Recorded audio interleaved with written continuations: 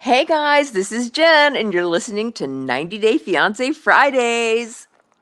Welcome everybody to 90 Day Fiance Good Fridays with the whole crew. We got Coco, George, and a special guest, Jen from 90 Day Fiance. Hello. Hello. Happy Good Friday here at Fiance Fridays. Yay, son. So happy to be here. We're glad that you're here, and we're gonna explain to you why we're so glad that you're here. Should we tell her now or should we wait? Like, how do you feel like we should run that? I Oh feel my like we should tell God. her now, but do you want to tell her or do you want me to tell her? I don't know. I always talk. If you want to do the honors, that's Okay, fine. Oh I'll my do start. God. I'll start off and then you could jump in. So the reason we have Jen here is last week we realized it had already passed our 1 year anniversary of starting the podcast. And then, but we were trying to figure out when we actually started, like the actual date, and it kind of varies depending on how you look at it. So initially, when we did, it was like a Twitter space, and initially we just did it we were just kind of like shooting the shit, so it wasn't even recorded. Initially, when we did it, it was not even recorded. So then I look back, and then the first ever episode of what is now 90 Day Fiance Fridays that we've recorded on Twitter was with Jen, and the reason we recorded is because we had a celebrity guest with us, which was Jen. So Jen we started recording the podcast, so that's why we have a warm place in our heart for Jen. Oh my gosh. I did not see that coming, and that makes me feel so good because y'all are so sweet. I I absolutely adore you, Shabooty, since day one. You're the meme master, and you made fun of me, and I didn't even care because I love some funny, and I'm so happy that you have done this and it's evolved to this. Like, Mhm. oh, you're amazing. I love you. I love everyone that's on here right now. So anyway, Well, thank you. we are since this has happened, we are now inducting you into the NBA Fiance Fridays Guest Hall of Fame. You started this phenomenon of this show, and the first ever guest was you. So, Jen, you're the first person that we have inducted into the 90 Day Fiance Fridays Guest Hall of Fame. So, congratulations. Thank you. Can I just say, I don't know if this is sad or not, but I have not been excited about anything in a long time. And I'm actually excited about that. Like, that really makes me, Aw, yes. you should be. You have a very special place in our heart here. You were the first person to Oh, give our show shot, right? You decided to take a chance on a brand new podcast that you didn't know much about, and you came on, and we're just so grateful for that. Yeah, you gave us legitimacy. did I stop? You were way legit before I was legit. Like, I'm the one that's grateful. So right back at you. Thank you. And I have a big smile on my face right now. You can't see it, but it's there. Yeah, well, one thing people don't know though is like Jen, a friend named Randy. Well, Randy was on the show, right? Yes. Yeah, Randy was on with Jen. Yeah, so no, what people don't know is I knew Randy before I've even never watched like one episode of 90 Day Fiance. So What? You knew Randy before she was on the show? yeah, I knew her even before I knew what 90 Day Fiance was. Oh my Okay, God. so I So need a now, background not story. the bitch that she came off on the show, right? Yeah, I knew her from like What's the the Howard. backstory though? Because I didn't know that. Yeah, I knew her from like the Howard Stern world. Oh, that's right. I forgot. Yeah. And she's still, well, she probably don't want me to say this. Oh, well, okay. She's not a stripper, but she works at Rick's. And did while we were filming the show, but like she didn't want it. I hope she's not listening to this. Oh my God. She didn't want it known. But it's a thing, right? Sometimes we want to keep these parts of our lives separate. I didn't want to tell people I worked with their children as a speech pathologist. You know what I mean? Hmm. Yeah, and if people don't know, Rick's is kind of like the official strip club of the Howard Stern show. Yes. I didn't know that. I was actually Googling. So thank you for elaborating. So Randy works at Riggs, which sounds really fun. So it sounds like Randy is somebody that we should all be hanging out with at some point.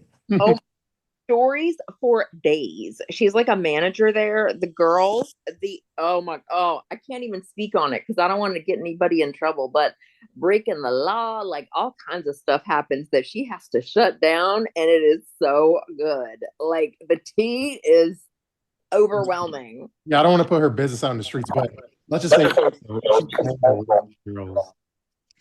Yes, so good. Yeah, I agree. We shouldn't put her out there because she's not here. So yeah, I agree. But we would love to have her on and she can tell us all about it. I will love it. I'm actually excited for that. Okay. Yeah, she's excited too. Yeah, so Jen, what's new in your world? Okay. In a nutshell, nothing super exciting. Did a job contract in California. Y'all, California, no love lost there. Now I'm in North Carolina. Which have y'all? Jen, if you could speak louder into the mic. Oh shoot. Okay, I'm on my iPad. Where is the mic? Okay. It might be at the bottom, like where you plug in the charger. I think. Okay. How does this sound better? Yeah. Yep. By the bottom. Yeah. Okay. Sorry about that. No worries. You left California and now you're in the Carolinas. I am, y'all. What made you want to live in the Carolinas? A job contract came up with actually, I really shouldn't go there for contractual reasons, but an SLP job contract came up, and it was the right time, and it's going to be done when the school year's out. But yeah, so I'm here for right now, just living the dream. Are you near Charlotte? I'm actually by the beach. I am near, I don't know, I recognize any of these places, y'all, but I know I am near Wilmington, which I always think of as Delaware, but there's a Wilmington, North Carolina. Okay. Oh. I was gonna say if you were in Charlotte, then you could run into what's his face. Oh, I know, Tim, right? Isn't that where Tim lives? Yeah, Tim and Veronica. Tim and Veronica, yeah. Yeah, Tim and I like hung out a couple of times when I was there in New York for the, what do you call it, at the end of the season, and he's a cool dude. Like I would totally hang out with him. Mm-hmm. True. But I'm not really in touch anymore with like, don't get me wrong, like I'll get an occasional message. Gabe and I used to talk all the time, but things happen, and I still love him to death, and like we talk like we never missed a beat. And Jamie will message me here and there, but I don't really talk to that many people anymore from that world. Yeah, I know you had your crew that you went to Florida with one time. I met up with Gabe. He had a Pride thing that he went to. He was in Orlando, and he's like, just come down here. And I did, and Danielle was there, and she and I never, I mean, like, look, I'm pretty far right and she's pretty far left, so we were never like, she was all about the patriarchy, and I'm like, I kind of like the patriarchy. So but then we met, and like everybody's cool when you meet them in person. And I mean, don't get me wrong, I'm not saying I don't condone the actions of everybody, but it's not the essence of them, even though like sometimes they are not. Maybe Jesus doesn't like what they're doing, but he still loves them. Yeah, I'm not gonna say who, but one of those people you just named is like a big hater, let's just say. Oh, okay. Well, listen, I am not invested in anyone except for y'all right now here on the show. No, I'm not invested in anyone's life, Yeah. I mean, that's how you should be. You should be invested in your life. That's how I feel. I feel like I'm more invested in my life than other people's, and I feel like if other people did that, they would live a more fulfilling life. Oh, can I get an amen? Amen. And I think George can attest to this, but there's a lot of cast members that we may have had on like early on, and they were kind of like anxious to get back on and get time on our podcast. And it's like, and like, wow, that's great. It's like we like having some new guests too. So it's like if we don't fit them in, then they get all mad at us and then they attack us. So that's happened a lot recently as well. That's so dumb. And if y'all listen, I told Shabooty, if you don't like if you don't invite me on, because I forget what happened, we caught up again, and you're like, I've actually got a podcast going. I'm like, that's so cool. I was like, oh, do you want me on there? And you're like, I'll get back to you. And I was like, dude, if you don't, like, I am not offended because you got to run it's like a business, right? Mm-hmm. You got to run your business.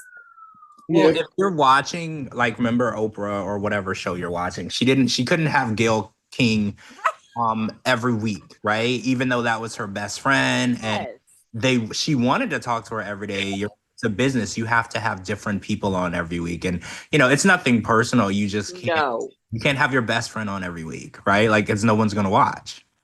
Exactly.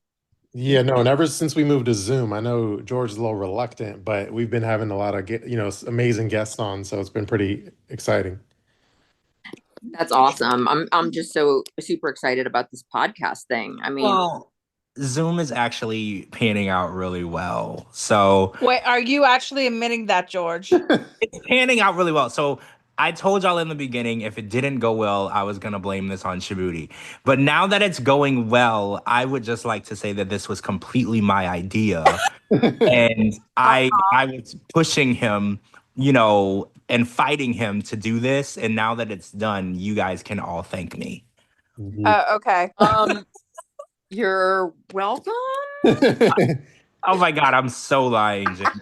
I fought this man tooth and nail. Like have you ever been outside of a club and there's a drunk girl getting carried out and she's kicking and screaming and punching the bar guard? That was me. And Shabooty was the guard, and that was the Zoom conversation. He was picking me up by my waist, and I was kicking and screaming and acting like that's how reluctant I was to do it. So yeah, I'm making that up. And I literally gave him hell for it. But now that it's working out and it's panning out, it was my idea. Yeah. And we've been on fire lately in terms of like the amount of shows we've done. So we've done Friday is kind of our flagship show where we usually run like 3 hours and we have some classic bits.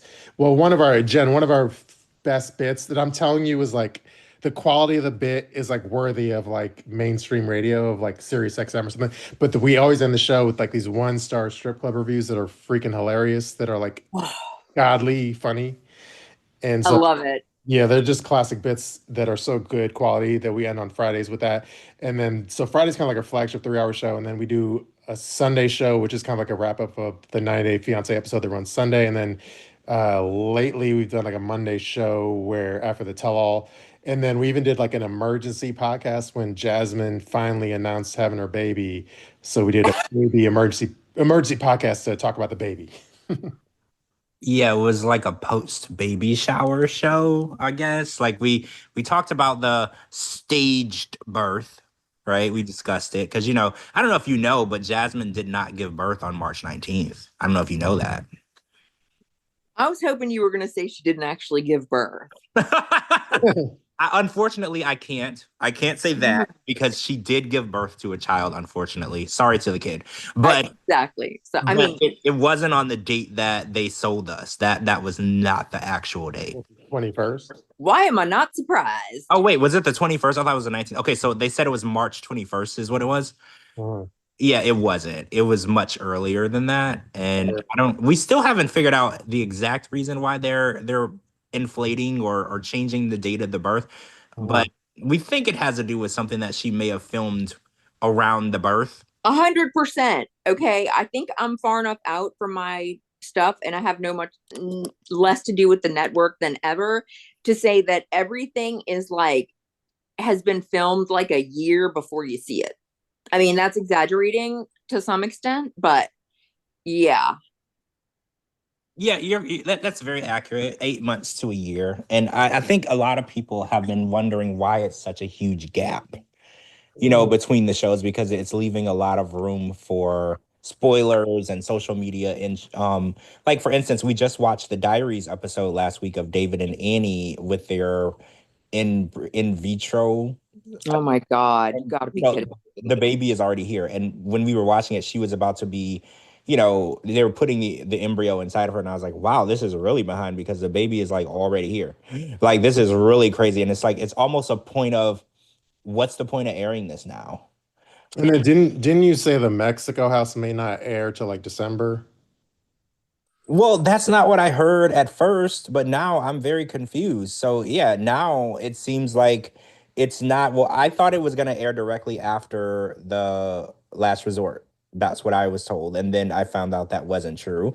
And now I'm thinking it could possibly be after Diaries. But now some people are saying it's after Happily Ever After. So I don't, that's going to push it back to almost like 2 years. Mm-hmm. So I can't imagine that they would wait that long. It's just impossible to keep anything fresh that way. So I don't know what they're doing. Yeah, because I had someone in the comment section saying like they're asking me when I thought it was going to come on TV because they were like, yeah, I'm curious when is this going to come on TV because they were filming in my condo for part of it, and I was like, oh, okay, so people are anxious to see it. Wait, they said they were filming in their condo? Yeah, I don't know if it was just a few scenes or what, but some guys, Interesting. That sounds interesting. I would love to get a little more insight Mhm. that and what happened in their condo. Or I'm pretty sure they make you leave when they're filming or whatever, but I would love to get dates and maybe. I probably should have followed up tighter than that. I kind of didn't pay too much close attention to the person. Yeah, we probably should have, probed them for a little more information. Just a little, because every a Shabooty exclusive, just so people are like, oh, and then, post maybe the Zillow of the condo, just, because it's what we do here, We Yeah, get and by the way, Jen, like I have I know you don't want to talk about what to say is Rishi, but he's the only person, and I don't really talk about this type of shit, but he's the only person to ever copyright strike one of my posts. So I don't, that's why I don't like him. He took it on as his own and like said it was his. So it was, I feel like this is so long ago, so I don't think it really matters if I talk about it, but it was like that wedding invitation of his that I posted and then he copyright striked it. Oh my God, he's such a loser. I'm sorry. And like out of the like thousands of posts and posts and posts that probably piss people off, that's the only person that ever like DCMA copyright strike one of my posts. Wow. He wanted people to get so excited about that wedding, and the only reason he got married is because I broke up with him and he was heartbroken. And I'm sorry, but that is the truth. Yeah, he was like heartbroken, so he needed like some kind of exciting thing to make. He did. Like some girl slid into his DMs and like probably 6 months after I had broken up with him, he was sending out wedding invitations, and people from our show were from our season were messaging. Actually, Jamie was so nice. She called me and she's like, Jen, I have something to tell you. And she's like, I just got a wedding invitation for Rishi. And I was like, damn, like I broke up with him, so I shouldn't be upset, but that was a gut punch. So anyway, yeah, F him and his copyright bullshit, like whatever. No, what the funny part is, I don't know how close, like, anyway, the part that's funny too is on my Twitter community where we have like 8,500 members. There's like rules for the community, and like one of the rules in the community is don't post about Rishi. Love it. Oh my God, I love you. That's amazing. Thank you. Thank you. That's grounds for removal if you post something about him. Oh my gosh, I love that. Thank you so much. Like, I can't tell you how much joy that gives me. I love I could kick you out of my community just for saying the R word, right? And not meaning like the other R word that's more offensive.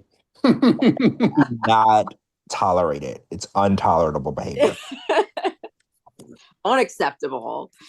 For real. So when's the last time you saw Randy in person? Let's see. Gosh, it's been a couple months, but I'm gonna see her like mid-July. And this is probably something I shouldn't say, but I'm gonna say it anyway because I don't care. I am going to Turkey to get like a facelift and a neck lift, because not because I'm like, oh, I'm so old or I'm ugly or whatever.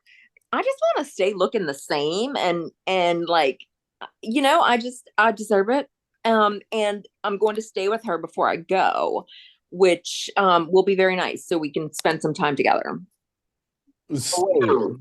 How far away are you guys living from each other now?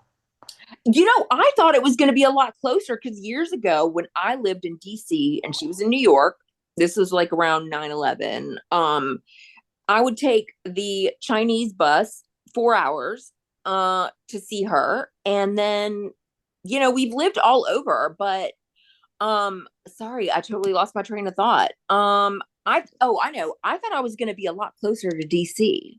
I'm like, isn't North Carolina on the coast like mid-Atlantic? But it's not, is it? It's pretty far down, right? I think it is. Yeah. I'll hold on. I'll pull up a map. Yeah, no, but Because otherwise, I'd be on a train or a bus or whatever to go see her. yeah, DC to New York is pretty easy, either with a bus or train. She's Oh like yeah, North Carolina. a bullet train. Mhm. It's the entire state of Virginia in between. Oh yeah, it is kind of far. Yeah, now that I'm looking at it. Right? Yeah, that is kind of far. It's funny because there's only one state in between. But Yeah. the distance of that state, Virginia is a massive state. I don't know if people realize that, like lengthwise. That's what she said. Oh, Massive. I was looking, I'm like, okay. That's Trojan. That's Trojan. That's Magnum, right? That's Magnum. Oh my gosh. That's so what is that like? How's the strain on your friendship, living so far away? Oh, we've always lived far away. Listen, she and Myra and I met in college in the late 1900s in San Antonio, and we have never lived in the same place since. Like, there's no strain. We got like a little WhatsApp chat that we constantly chat. Like, Myra's in Houston, she's in New York.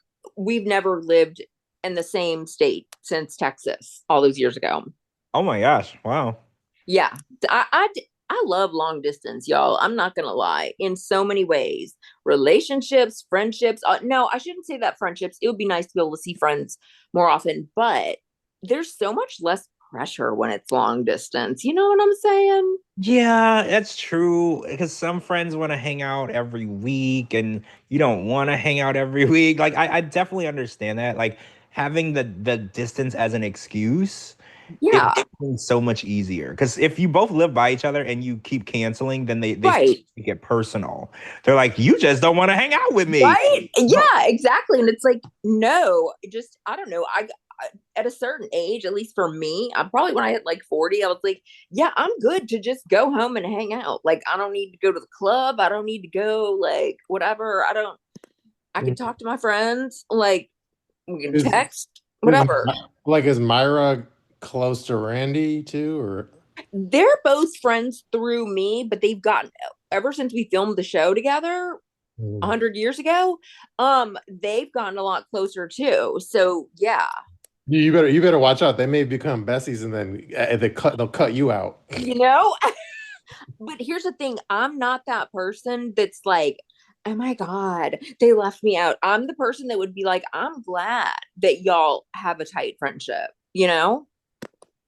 True, no, because it's funny how like the closest friends you may have like for most of your life, when you initially meet, it's like a friend's friend. Because like I think we had this conversation once with George in our text messages where like my best friend in my phone, so my best friend in college, his name was Phil, and then anyway, like so I met it was like a friend's friend, so I met a friend through him, and then in my phone, his name in my phone. The other guy, his name is like Phil's friend. And then I've ended up being like best friends with Phil's friend, and then he's still on my phone as Phil's friend after all these years. Oh, that's so funny. Yeah, that's so true because I actually met Randy through a friend in San Antonio that I was living with. So that is very true. Yeah, that's true. Coco, do you have any comments or questions for Jen? I don't know if she's there. We have a co-host named Coco. She's in here. I don't know what she's doing. Sorry, I didn't mean to put her on the spot, but yeah, we have really funny co-hosts, Jen. Other than George and I, we have other funny people. No, I think Coco was on there one time when when I was on Twitter. Yeah. Yeah, she has like the British accent. Yes. Yeah, you know who loves Coco is like Liz. Liz from 90 Day loves Coco. Where is Liz these days? Like, what's she doing? She's in Seattle. Wow. Yeah, she's in Seattle and she's moving into her own place soon. So she was actually on our last Friday show. Yeah. Oh, that's so cool. Listen, I don't mean to, this sounds terrible because I always feel like what you put out there comes back to you. And, but I have to ask, is anyone with Ed because they love him and like really are feeling him? I don't think he's with anyone as far as I know right now. Well, but some hoe is out there trying to get on.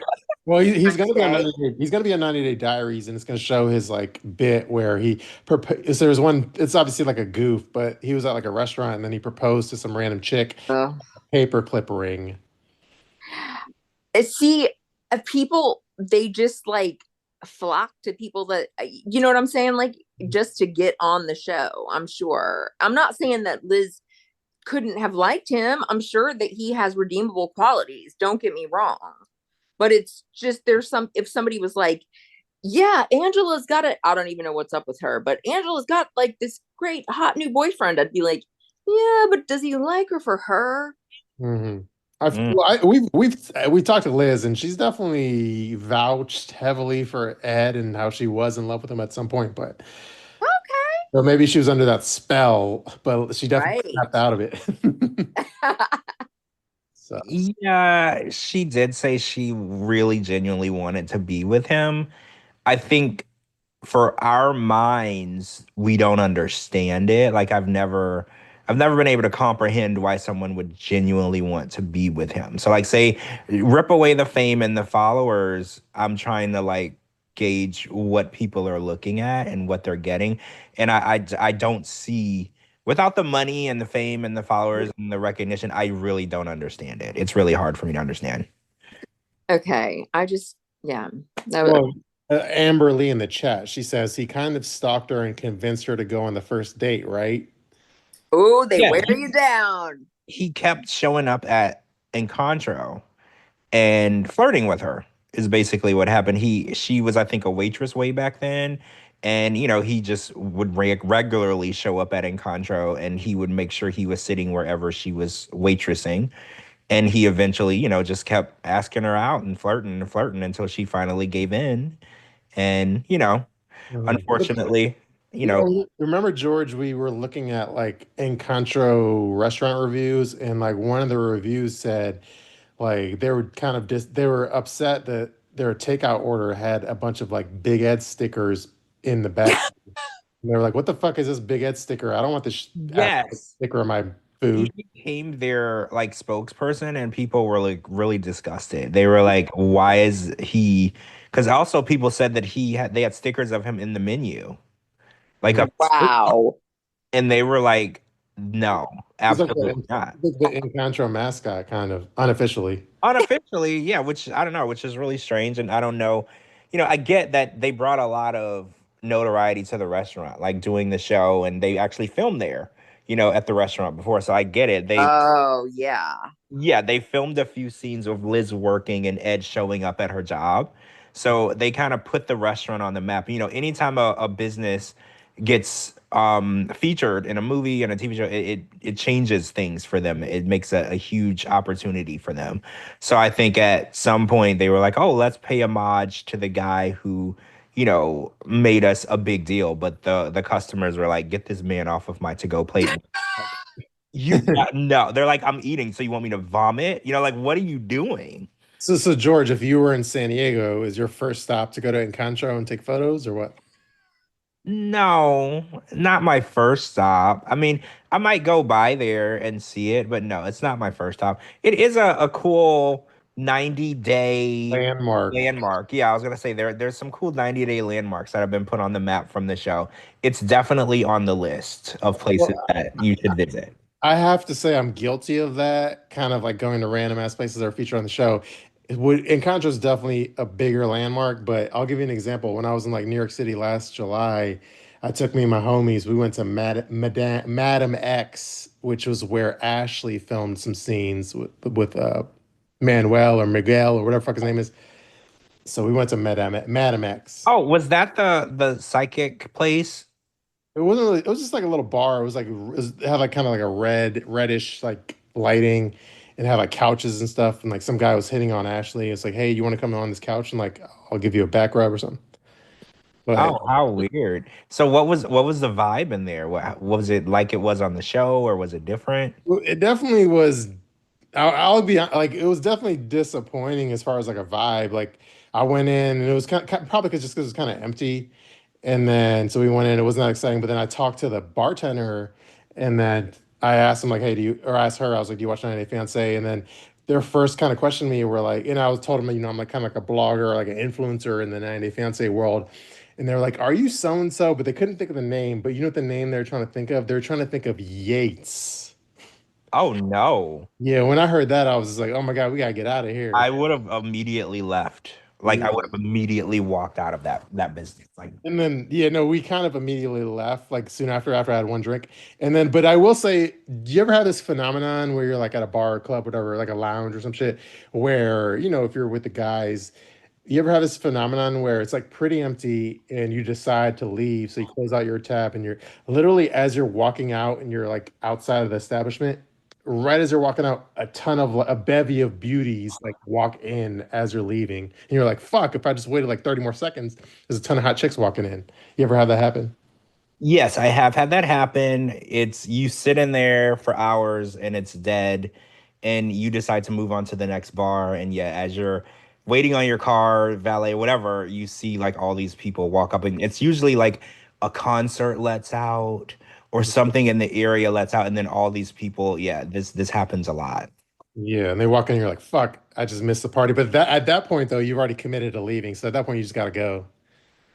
I mean, unless you actually got the car back from valet and paid the valet, you could probably go back in. Right? I'm not gonna like pay the valet again. So if my car's not there yet, then I would stay, maybe.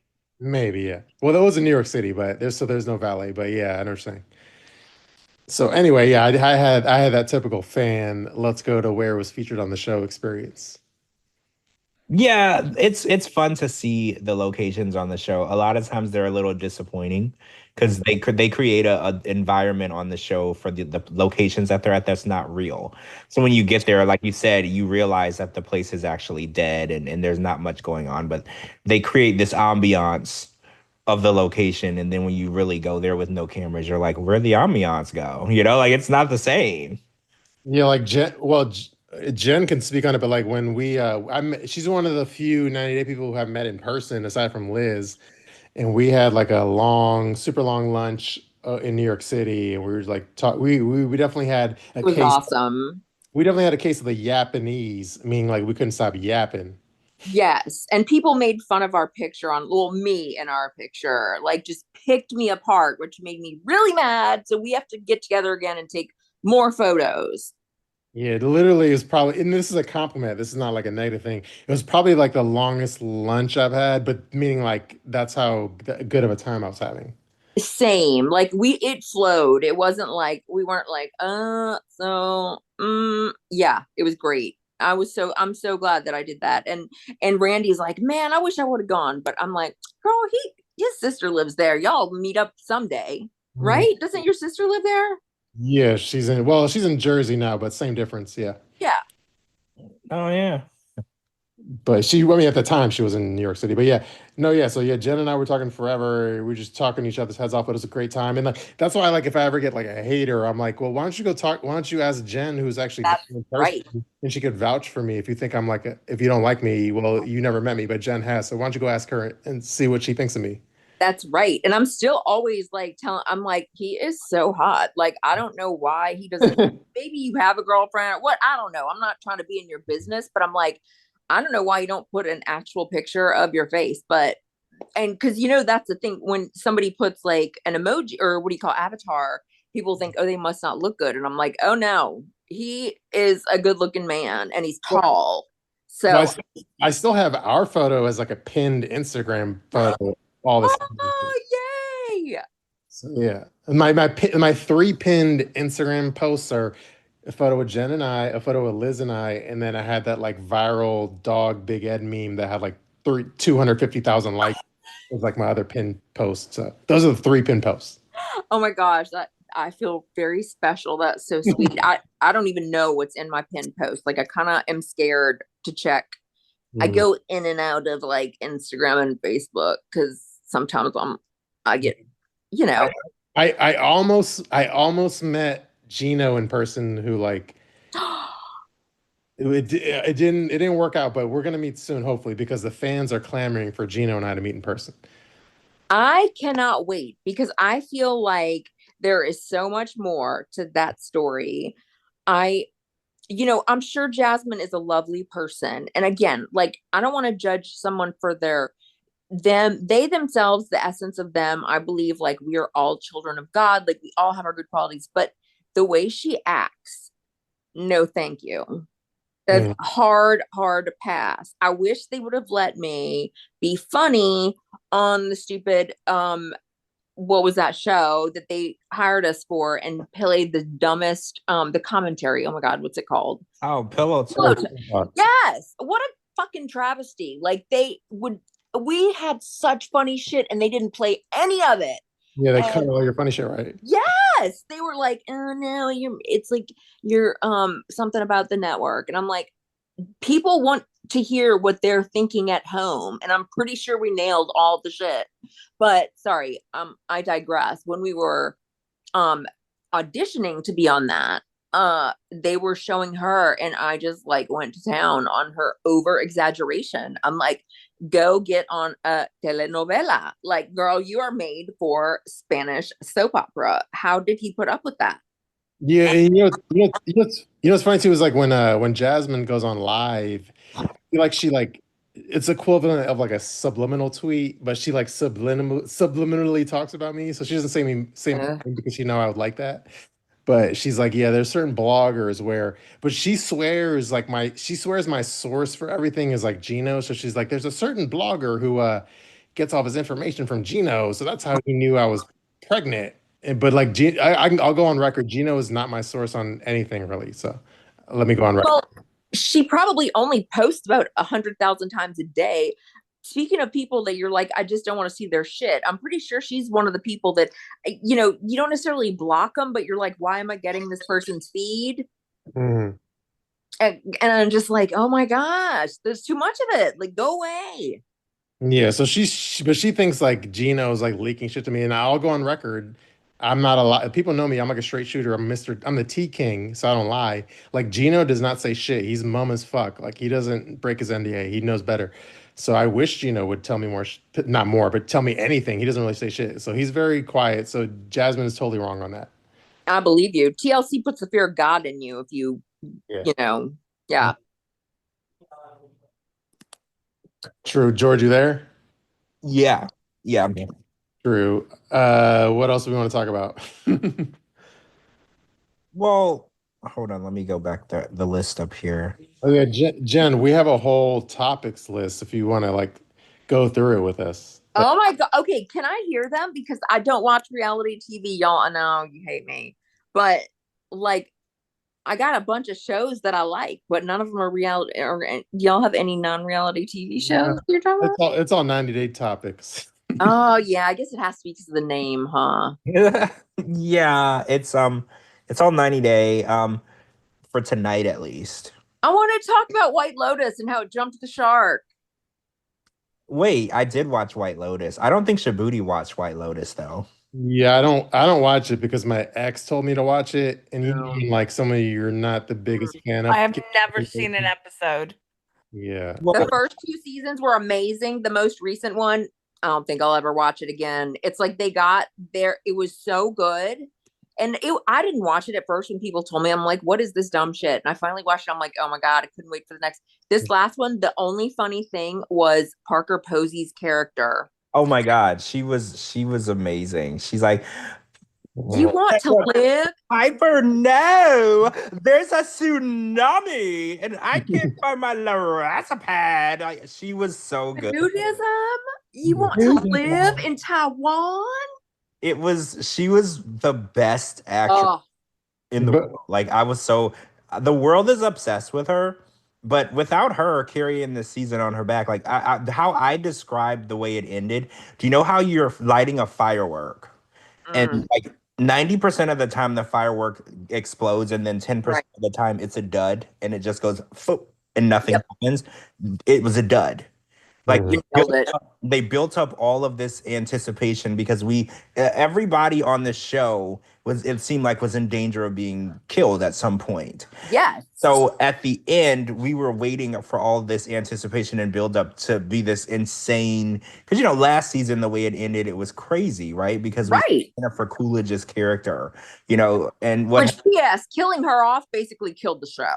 I think you're right. Actually, I think you're right. You guys, I don't watch the show, so I'm sorry. Well, this happened like over a year ago, so I don't feel like we have to protect you for season 2.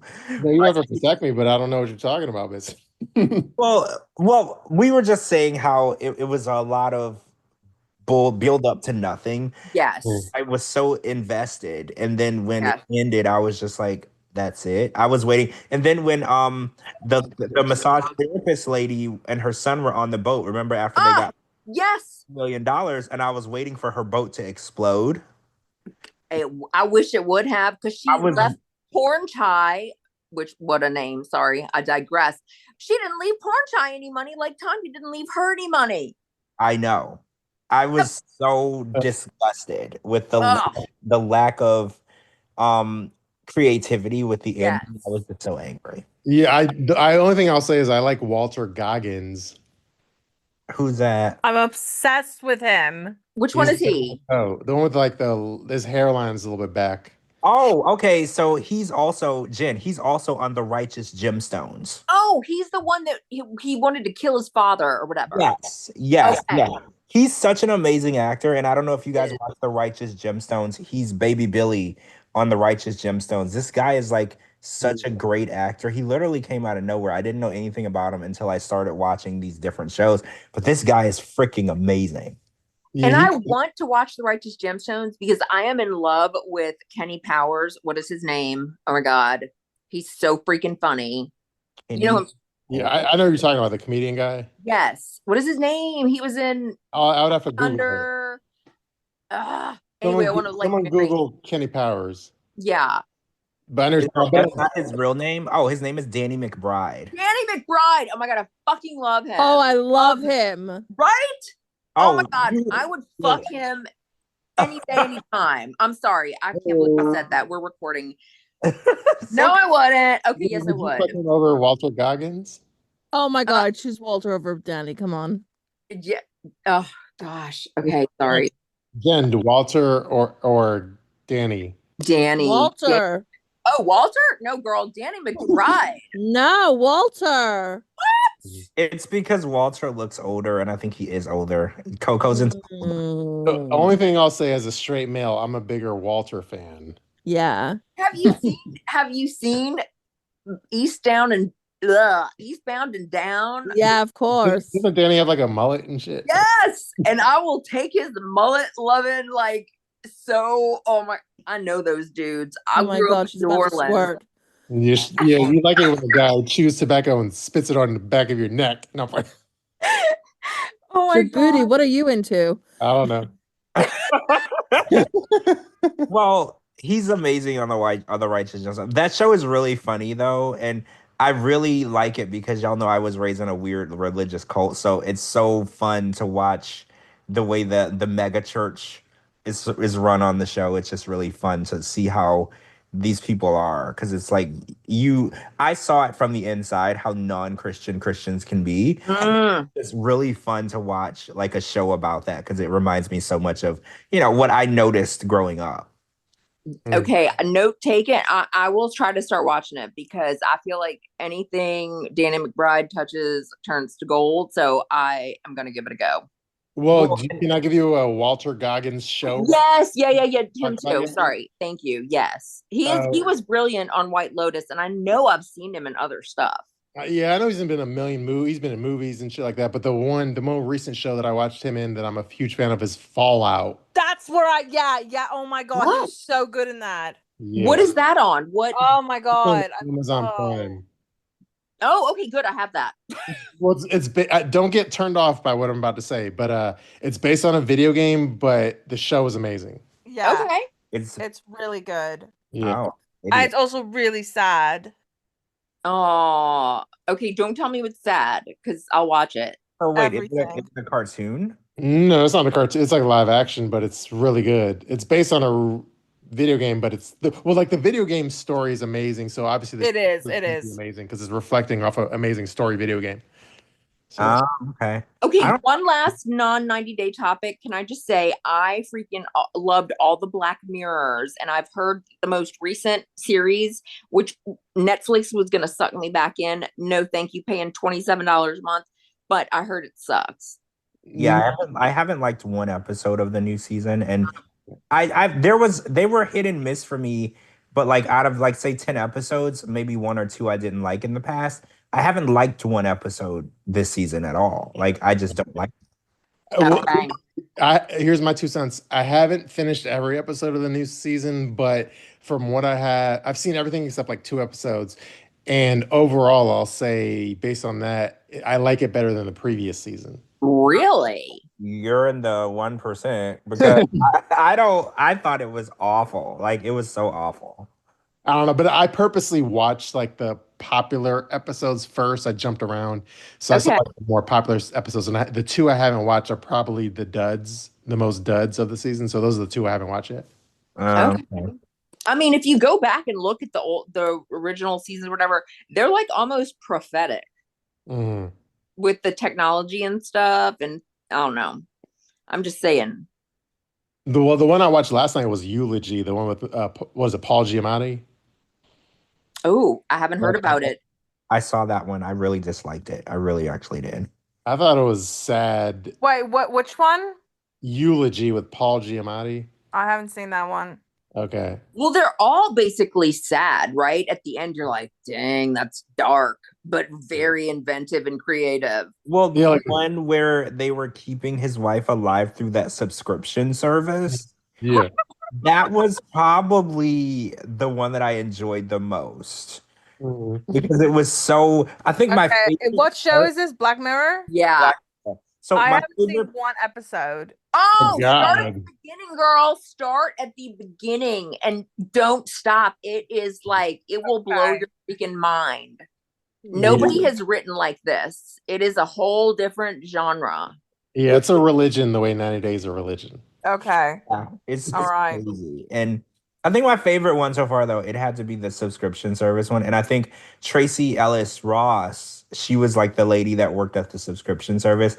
And every time they would go there, she would try to sell them a more expensive subscription. And it reminded me, do you remember the companies that try to sell you an extended car warranty? Ugh. And they'll send you letters, they'll call you, and they'll say that if you don't do it now, the price is gonna go up. She Yep. reminded me of one of those like extended car warranties, but like for the subscription service that kept the lady alive. And I don't want to ruin it for y'all, but that was probably the only one I really enjoyed. I laughed really, really hard at that. That one had the most like it inspired the most memes because it had like nonchalant app thing. Yes, it was crazy because she was like, yeah, because that's the premium, but they're like, the basic is now the premium is now the plus. And we're like, so she was like, well, you're running ads in my head. They're like, yeah, because you're on the basic, you need to be on the premium. She's like, we're on the premium. She's like, no, the premium is the plus. Like, you need to be on the expert. Well, the irony of that is like Netflix does the same shit. They're like, you want the 4K, That's you want the literally- Yep. you want the cheap, you want the ads. You got That's to. literally what streaming services do. But it was just so funny because it was like a medical facility. And they were like, she was like, it's just another $800 on top of your current subscription. They're like, but if you don't want it, that just shows your level of financial. She was rude, but in such a funny way because I've never seen that type of conversation in a medical like setting. So it was just really funny. And the irony is this is how people are treated in real life too, which I think is really crazy. Oh my gosh. Well, if you go back to one of the initial episodes, remember where you rate people and that girl, to get a better apartment, you'd have to like the coffee guy or the Uber guy, whatever. Everybody rates everybody else. And if you don't have a good rating, like you can't have a good job and you can't get a flight and you can't, do you know what I'm talking about? Yeah, I remember. that I one do, I yeah. remember. I mean, there was some prophetic shit on there and like stuff that I'm sorry, but it was happening. It's happening. Sadly. Real. It's a look into our society, and it's like it's ugly. It's ugly It- how you base someone based on a 1 second interaction, and that rating can ruin, their reputation. People don't think about that. They're just like, I don't like the way they looked, so I'm gonna give them a 0. And it's like, and it ruined everything. Like, well, are you one of those people that likes it when they have the British actors, or do you like it when they have like famous celebrity actors? I prefer the famous celebrity actors. Like for me, I like it when it's like for instance, oh my God, what was that? Oh, Madman guy. That was a fun Yeah. episode. What was that girl's name that I think her dad's name was James Earl Jones? Rashida Jones was the one in Oh yeah. what the episode with the subscription. Rashida Jones, her dad was Quincy Jones. Quincy Jones, yeah. She was in that one. I don't know, for some reason I connect better with, maybe because I recognize the people Mhm. and more familiar, but for some reason I connect better. So when they have like a huge name actor doing the lead role, it helps me with the story. I generally agree, but I feel like Hotel Reverie was I feel like they should have had a different actress. Dang it. That must be the new season. Yeah. That's an episode on the new season. Okay. I don't remember that one. I don't think I finished. I turned on one episode and it said it was almost 2 hours long. Mhm. Dang. I was like, oh no. And I turned it off and I haven't been back. So maybe that was the episode or it was after that. But once I turned it on and I realized, and I had already watched like 20 minutes and it said that there's like an hour and 40 minutes left. And I was like, that's too much. That's too much. Like, I'm sorry, that's like a movie. That is a movie. True. All right, so we still haven't really hit our 90-day topics. Okay, sorry. I'm gonna shut up. Well, yeah, we need to jump into these topics. And the one topic that we were talking about Friday, no, was it Sunday or Monday? I don't remember. But at the end of our episode, we were talking about this photo that a fan took of Josh from 90 Day Fiancé the other way, who was with Lily at one point. They're now divorced. He's back in the US, obviously. He's not living in China anymore, but he was spotted in Hawaii and he is now working at a Chick-Fil-A. And I wanted to get everybody's opinion on that because he's not from Hawaii. Shabooty, where was he originally from? It was somewhere on the Was it South Carolina or something? South Carolina. Yeah, it was on the East Coast, South Carolina. So now he's out in Hawaii. And what job did he have? He was like an engineer or something. Right? Wasn't he like an HVAC guy? Oh, HVAC. He made good money, right? He had a career, he had a trade. And now he's in Hawaii working at Chick-fil-A. And also, we are gonna make sure we focus to say that we don't job shame here on 90 Day Fiancé Fridays. A job is a job, and whatever job that you are doing that takes care of yourself, that is a good thing. But I'm just a little shocked because he kind of disappeared off of social media. Because I remember messaging him within the last month just to be like, hey, what's up with you? I haven't seen you in a while. And he wrote back and said, I'm just focusing on me. Social media can be toxic, which Jesus Christ, he's right. But then we saw this picture. And so I wanted to get everybody's reaction to that. What do we think is going on with Josh? Well, the running joke, I don't know if it's a joke, but everyone's saying, well, at least he has Sundays off because Chick-fil-A is closed on Sundays. Well, yeah, Sundays is not only the Lord's Day, but it's 90 Day Fiancé Day. So that's a very coveted day off, if you ask me. Like, this isn't answering your question, but I just have to do an aside. Because I was the one that kind of posted that first in the world, dare I say. So it was a Shabooty exclusive. So I posted it, and then something kind of happened, which was kind of funny to me that had never really happened before when I posted tea or whatever. So I had some lady in the comment section saying, like, that's not your exclusive. My friend is the one that posted the photos, blah, blah, blah. And then I ignored them. But then, well, it's like, no shit, dumb fuck, Sherlock. Your friend is my source. Your friend is the one that sent me the photos. Oh, okay. Because I was like, yeah, you definitely do not steal other people's. No, but they were acting like it wasn't my exclusive because their friend took the photo. Well, yeah, no shit. Your friend is the one that sent me the photos. So I just thought that was funny. Yeah, that's funny because, well, I think people don't realize. So, for instance, if you post a photo of something and TMZ sees it, and obviously TMZ is going to make it bigger, they're going to message you and say, hey, can we post your photo? Can we give you the credit? So you basically took a photo that maybe 20 or 30 people were going to see, and you took the photo and made sure that 10,000 people saw it. So yeah, it wasn't your photo, and you never said it was your photo, but you were the first person to put that photo on the map. Yeah, so I just thought it was funny. I was like, you know what? I should just block you because who gives a fuck about what you think? I guess some people don't know how photo exclusives work because you don't scour the country and go take these photos yourself. I guess a lot of people they're unaware of how this works. And so you get sourced information and then you are the media outlet that puts the information out. But I guess for somebody who's not familiar with the way this works, maybe they were confused.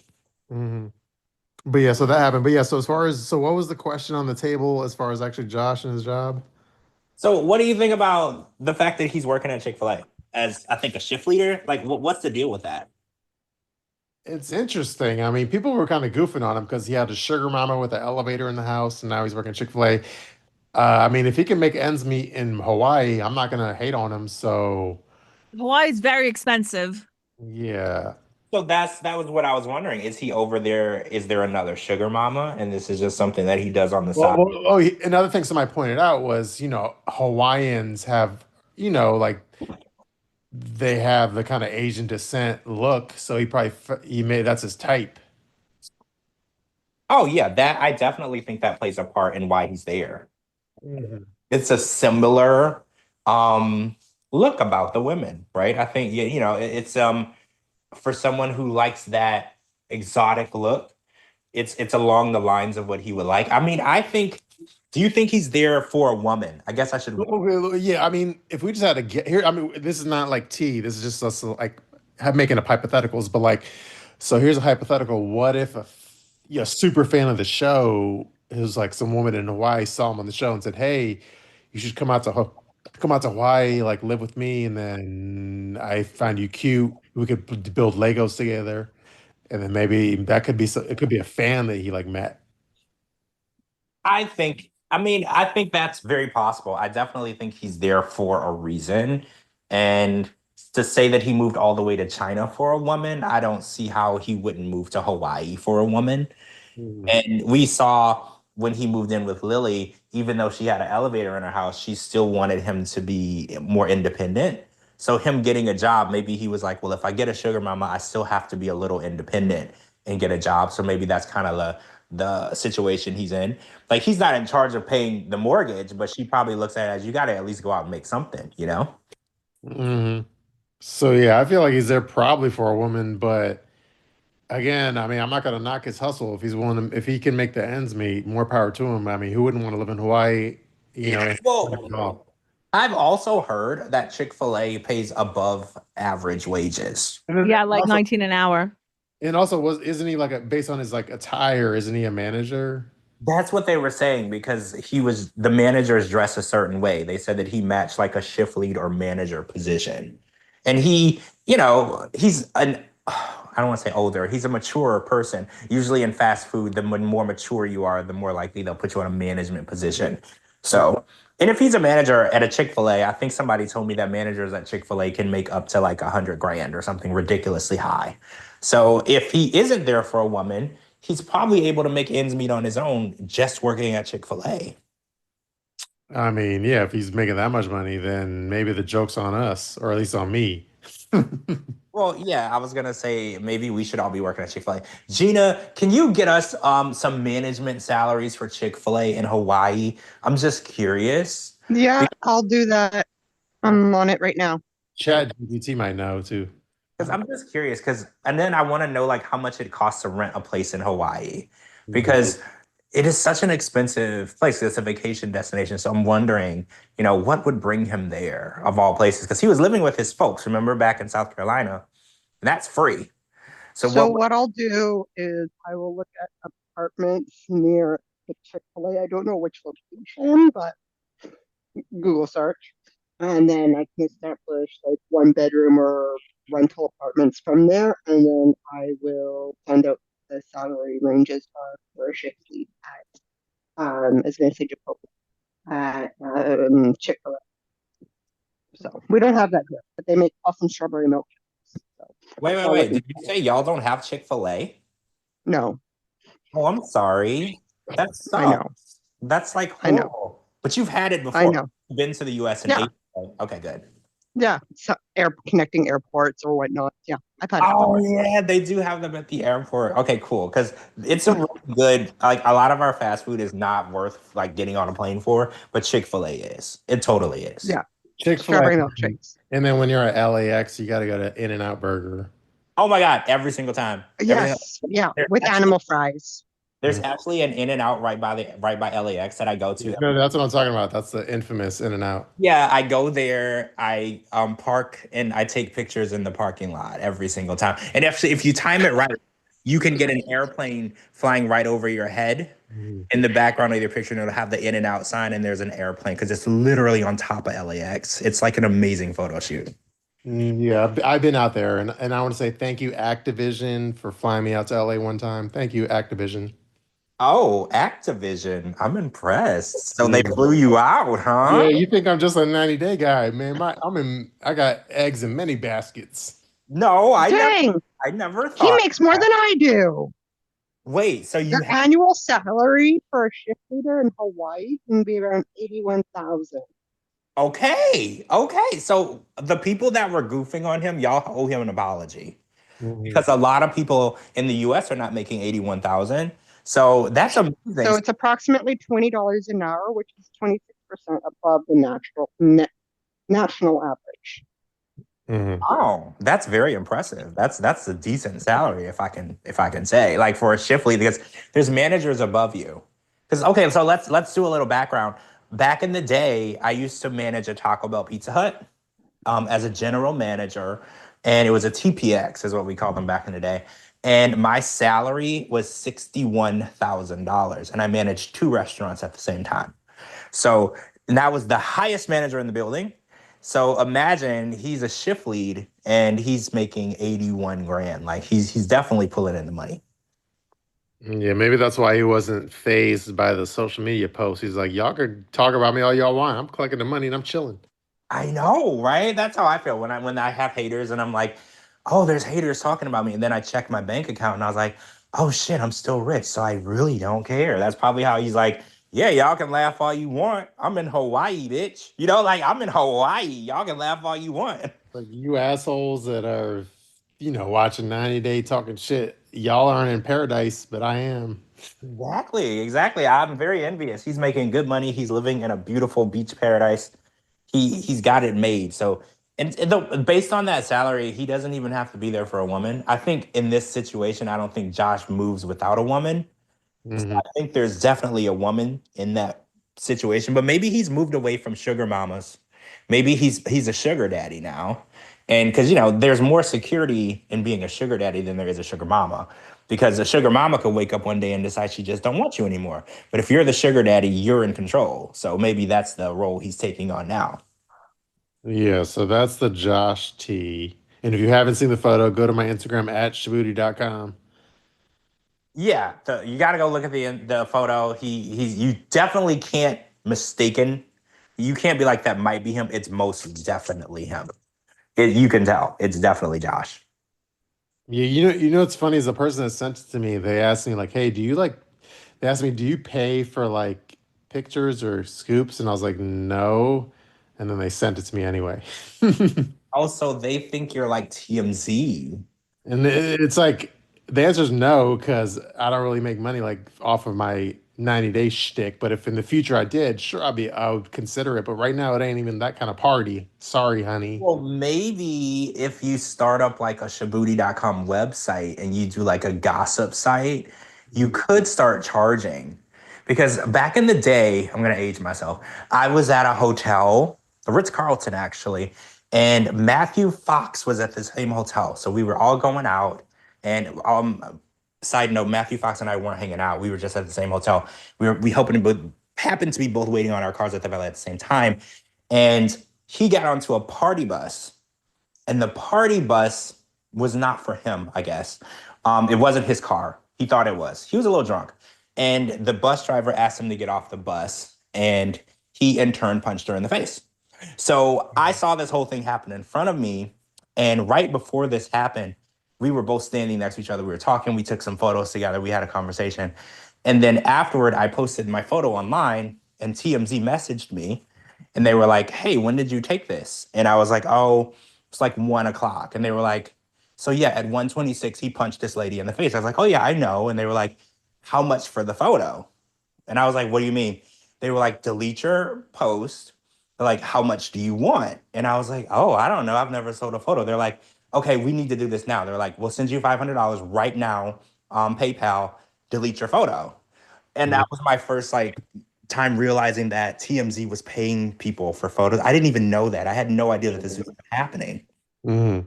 So then what happened? Did you do it for 500 or something? I did. I did. I deleted my post, which I wasn't nobody. Nobody seen it anyway. But TMZ, they saw it, and they posted it from their site and credited me.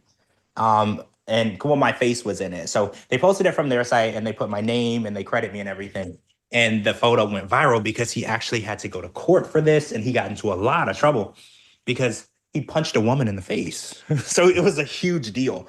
And it actually got so crazy that during the trial, I almost got subpoenaed because I saw the incident, but I didn't have to testify because I didn't really want to. I didn't really want to be like a part of that situation. But my name was on the list of subpoenaed people for it, but it eventually got settled out of court.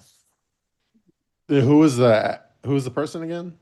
His name is Matthew Fox. Uh-huh. It's on a He was on show, Party at 5. yeah, and a TV show called Lost. I didn't watch that, Yeah. but we were just outside the Ritz-Carlton. We're waiting on our cars, and he was talking to me and the person with me, and the person with me, they were like acting really weird, and I was like, "Why are you acting like that?" And they're like, "Do you know who that is?" And I was like, "No," and they were like, "Oh my God, I'm freaking out." And then they told me who it was, and that didn't do anything for me because I was like, "Lost? What's that?" You know, and I was just really confused. So after You were lost. I was lost. I was just like really lost. He was really friendly. He was really drunk, but he was like really cool. We were talking. He kept like decking me on the shoulder and laughing, and I was just like, "What? Who is this?" And then after this party bus pulls up, we were waiting on my car. He was waiting, I guess, on a black Sprinter van. But a party bus pulls up. He gets on. Not only does he get on, he invites us on, and then the driver's like, "Blah blah blah. This is like for a wedding party, or I don't remember what she said, bachelorette party." And he starts arguing with her, and she gets in his face, he gets in her face, and next thing I know, he decks her in the face, and I'm like, whoa. Whoa. I was like, this is crazy. The police are there, and then I have to wait because they make us write statements. It was like a whole thing. It was like a whole thing. True. That's one thing I'm surprised. I've never had TMZ. Like, I mean, I've definitely had scoops where not related to 90 Day Fiancé, but just like scoop, pardon me, scoops that were like went worldwide, but I didn't have TMZ like offering me money. You have to be really fast about it. Like, I want to say when we took the picture, my friend encouraged it. I really didn't know who he was. So when we took the picture, I think I posted it to Twitter like instantly, Mhm. like within like a couple of minutes. So by the time the police got there, they were also filming a movie in the area where we were. I want to say he was filming the movie. I think the movie was called I, Alex Cross.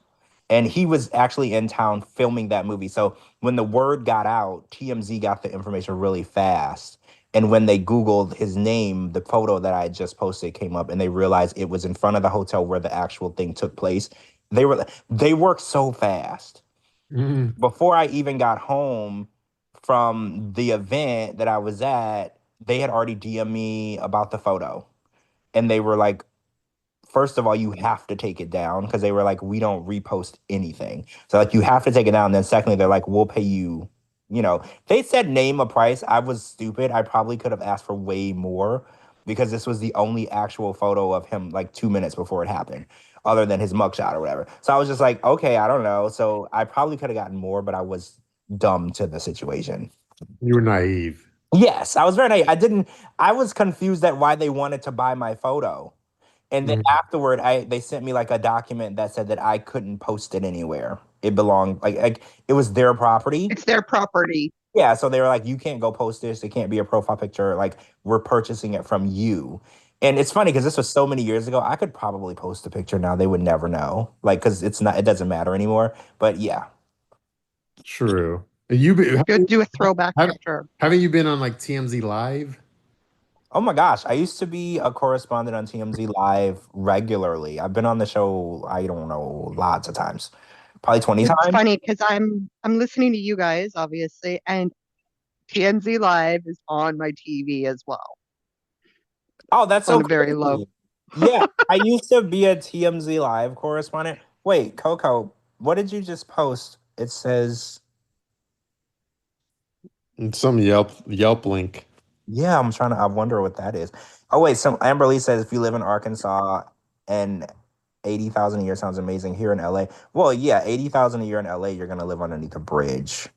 But to buy a house, you have to make 200K a year in Hawaii. Oh, But so I was looking at apartment rentals, for instance.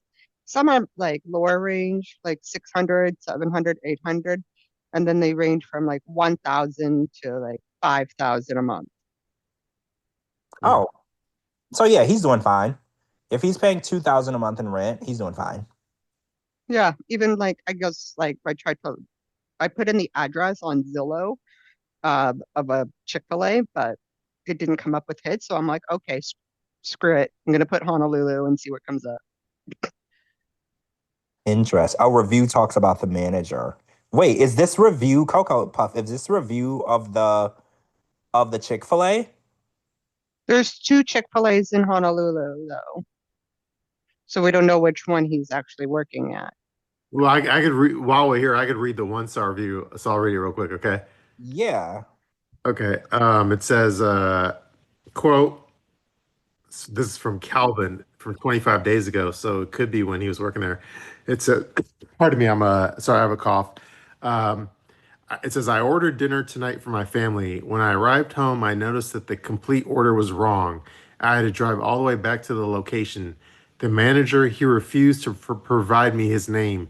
He was super nasty to me. He did not want to remake my food the correct way. Refused to give me a refund. Do not do business with this location. I would never spend my money at Chick-fil-A ever again in life. The manager at this location should be fired. That's it. Oh. So we don't know that it's him, but jeez. Allegedly. Allegedly, yeah, we don't know if that's about him because there's possibly more than one manager. So we're just saying this review happened at that location. Mhm. Yeah. Oh, Jen, if you like that review, you have to stick. Well, you don't have to necessarily. You don't have to necessarily stick live, but if you listen to the playback at the end of the show, we'll do our 1-star strip club reviews. Yeah, the live reviews are fun, right? It's so fun to hear what people are paying attention to when there's naked girls dancing because it's usually the last thing you think of is what they're really upset about. So it's really interesting. Yeah, that's like a fan favorite and a Shabooty favorite. It's a Shabooty exclusive. There's no one else doing this right now, actually. Yeah, well, and again, thank you, Gina, who like does a lot of the. Not, I shouldn't say a lot. 98% of the legwork. Yeah, Gina's the producer and she does all the legwork for us, which makes the show move really smoothly, right? Like Oh, yeah. a lot of things that Thanks, guys. we couldn't do it without her because if one of us had to stop and do it, then there's going to be this weird, awkward silence that people don't want. So, Well, it's funny with George when we were listening to the first recorded show with Jen. We know again, this is when we were kind of starting out. This is like a year ago, and then you noticed there was a few like dead air spaces. there was, and it was very cringy for me. You know, I listened back when you told me that it was our year anniversary. I listened back to the episode with Jen, and it was such a gold episode. It was for that to be our first ever recorded podcast. I was just like, holy crap, this is such a good action. But the quality was still good, right? It was pretty good. I'm not gonna lie. True. All right, should we go to another topic? Yeah, let's move on to another topic. I think we were gonna move on to the tell-all. So part 3, which we thought was originally it, is now moved on to part 4 and 5 of the last resort. Yeah, so I've heard 4 and 5 are going to be like good because they'll have more Gino and like, and obviously we haven't seen the what's it called, Rob and Sophie fight.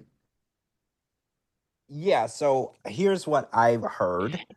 I heard that 4 is gonna be big because this is where Sophie accuses Rob of Okay. giving blowjobs to men for money, and supposedly she has proof. So this is gonna be a pretty scandalous episode. Like I think a lot of people are gonna really freak out when they see that.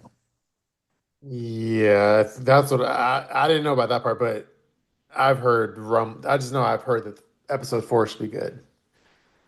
Yeah, 4 and 5 are gonna be good, but I did hear that it's gonna be a Rob. What's the word? Like they're gonna try to assassinate Rob's character on episode 4.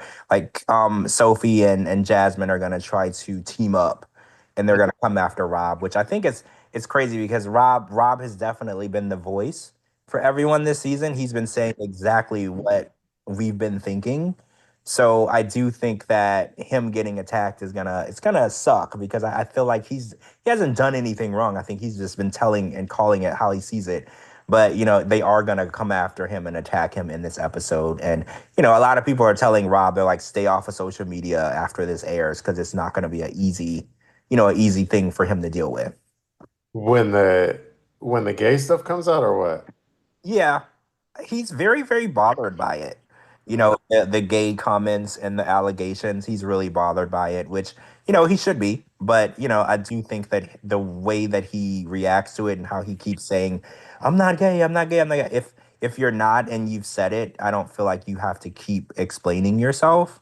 I definitely don't think that it's that serious. Like being called gay or being gay is not if you're not, I don't feel like it's an insult. It's just a misrepresentation. Someone is misguided, right? Like I think a lot of people see it as something really bad, but in 2025, it's not an insult. It's just someone was misrepresented. True. I know we did like a lot of I know we've done the 90-day Fiance Fridays on a Monday after the tell-alls the last couple weeks on a Monday.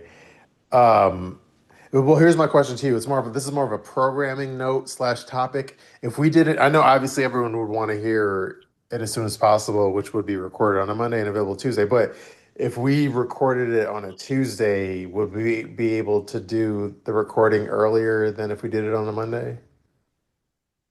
What do you mean? Because I'm saying I know you do your like Instagram thing on a Monday, right?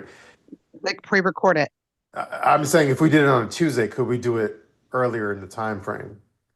Yeah, we Oh, might be able to do it on a Monday, and No, I'm saying like I know you're doing it. I'm saying if we do it on a Monday, it's kind of late. But if we did it on a Tuesday, I know it's not. I know it's not like optimal. But if we did it on a Tuesday, then our crew could record it earlier, right, on a Tuesday. yes, yeah, we could. Yeah. So the point I'm trying to make, well, the point I'm trying to get to is, I would want to do it on like I know it's not perfect, but I would want to do it on a Tuesday because when we've been doing the recording on a Monday the last couple of weeks, it's kind of the lack of sleep I've been getting on a Monday kind of fucked me up. That's why I got a little sick this week from the lack of sleep. So we're gonna have to do it on like a Tuesday maybe. Okay, yeah, we can do that. Yeah. So I want to, that's a little programming note. Anyway. So yeah, but we'll definitely hopefully still do we'll do like a tell all post wrap up show, but we'll probably just have to do it the next day, which would be Tuesday night. So Yeah, yeah, or I have some other ideas too. I'll text later. true, Yeah, we'll figure that out. true. Anyway, so yeah, that's the tell all talk. Let's see, what's the next topic? Niles. Oh yeah, Niles was seen. I posted on my Instagram. He was at a casino, and people were suggesting, "Oh, is he taking his GoFundMe money and spending it at a casino?" And apparently, the GoFundMe is now at 17,000. Oh wow. So he was at a casino living his best life. That does look bad. Oh my gosh, that does look bad. Because a casino isn't somewhere that's a necessity, that's somewhere you go to blow money. Mm-hmm. So yeah, I can see where those speculations are coming in. Yeah, so hopefully the only thing he spent on was on that like fancy drink he was drinking. Well, right. We don't know if he was out there high roller gambling. We don't know that. But, being at a casino when you have a GoFundMe asking people to donate to a cause, it definitely looks bad, right? Because if you have, Suspicious. well, yeah, if you have money to bet and to gamble, then you have extra money. A GoFundMe is making it seem like you don't have any money. You really need help. So yeah, it definitely looks a little shady to Mm. the least. Yeah, it's kind of shady. Yeah, I hope he's and people said he didn't have a ring on, I think. Yeah, I saw that too. They said he wasn't wearing a ring in that photo. So what are we thinking? What's going on with that? Because technically, the GoFundMe was to pay for her visa to get her over here. And on the tell-all, he said he was only short. Oh my gosh, I'm gonna forget the number now. But 8,000, and that's how much she did the GoFundMe for, was 8,000. Hmm. so he's got the money to bring her over here, and it's been enough time for her to be here, right? So a lot of people are like, well, did he take the money and not pay for the visa process and they're not together? Like that's what people are wondering now. You never know because he might have that little he's moving like a sly fox. Well, yeah, yeah. I mean, I think a lot of people they start these GoFundMe's with good intentions, and I think when they see the number keep going up, the intentions are less and less good as the number gets higher. Um, because I definitely didn't see him as a person who would do something like that, but now that it's still up, it's almost at $20,000. It just makes me question, like you that's more than enough that you needed, and now you're out, living your best life. When I go to a casino, I spend quite a bit of money. So you're definitely out living your best life. So it's not fair to take donations from people and then go out and live your best life with it. That's not what GoFundMe is for. Yeah, I hope. spend 20 bucks at the casino when I freaking lose my mind and I cry about it. 20 bucks. Oh my gosh, Yeah, that's one slot machine. That's like 7 minutes of my night. Like, yeah, that's like uh, 5 minutes of my night, and then I cry. And then I'm like, okay, I'm good. You know, I would be curious to like ask Niles and say, what do you think of Jasmine naming her kid after Matilda? oh yeah, I didn't think about that. I didn't put the two and two together. Maybe it was an homage to Matilda and how beautiful she is. I highly doubt Jasmine would have noticed anyone other than herself, but that's just what I was thinking. True. Should we go to the next topic? Yeah.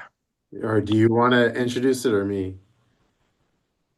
Well, this one is about Loren, and Loren passed that he. Okay, so we got news. I think Shabooty, you broke it first that he's no longer working at TJ Maxx, which was breaking news, right? Like we always knew that Loren was doing TJ Maxx in Vegas, and people were going there. It was like this big thing. It was like this location. It was actually probably one of the 90-day fiance locations, like the places where people were visiting. He's no longer there, and now he went to school to get his CDL. Mhm. He passed. So guys, be careful. Loren might be driving a really big truck next to you. But then he went on to say that he's not able to afford to get the license. So you pass the test, they give you a piece of paper, and then you take the paper to, I guess, the BMV, and then you pay a fee to get the license. So now he's passed, but he can now not afford to get the license, and he is supposed to be driving a truck so he can sleep in the cabin of the truck. So it'll be like his house and his work. And now he's homeless again. So Lauren's life is out of control once again. But since we've had him on the show, it's always been out of control. He's told us about a lot of crazy situations, and this is just another one to add to that. This is Lauren's life list of craziness. Yeah, I think the whole ability to sleep in the truck was like his eureka idea moment. Well, yeah, because it's your job in your house, and there's no rent for the truck. Like you're getting paid to drive it, but there's no rent for you to live there. And I've seen the back of these trucks. It's a decent little area. There's a bed, there's a TV. There's cabinets, there's a place to keep clothes. It's a decent little area that the truck drivers have going on back there. So yeah, the light bulb went off in Lauren's head. He's like, this is a free house. Basically, he was like, it's cheaper than a hotel room. It has a bed, and if you have a truck, you can park at a truck stop. You can use the bathroom. There's so much that he wouldn't have to pay for if he was in that situation. Yeah, like the truck is like a homeless guy cheat code. Yeah, yeah, You you're can look for right. lot lizards. Mhm. Well, yeah, Lauren is looking for lot lizards, but they have to have a dick, right? Like Lauren is into the lot lizards with the trans flavor, right? But I'm pretty Yeah. sure depending on where you are, you can find that, right? Yeah, he likes the lot glizzies. You know what a glizzy is, right? Yeah, a hot dog, right? Kind of. Yeah, so this would be Lauren's dream job if he could only afford. So, didn't you look up the price of the CDL? Isn't it like less than $200? Yes. So he can't afford the actual hard copy license, and I think it's like $155 or something, which I think is insanity that he can't afford it. And I know, I don't know people's financial situation, but if you could get a job being a truck driver and truck drivers make really decent money, I would just borrow the $155 from somebody because I would be able to make the money and give it back to them, right? Like unless he's ran out of people to loan him money, that could be too. Mhm. When you ask people to borrow money all the time, sometimes they're just like over you and they're not going to do it. So maybe he's exhausted his resources, and that might be why he's like, damn, $155, I don't know where to get that from. Yeah, hopefully he was just gassing it for social media. Who knows? Well, usually when someone posts something like that, they're wanting someone to DM them and say, "Hey, can I cash app you $155?" Right? That's usually what they're doing. They want someone to pay for it, but they don't want to like put it out there. They want you to offer. I feel like that's what he was trying to do. Yeah, I think so because I know people send him like shit to.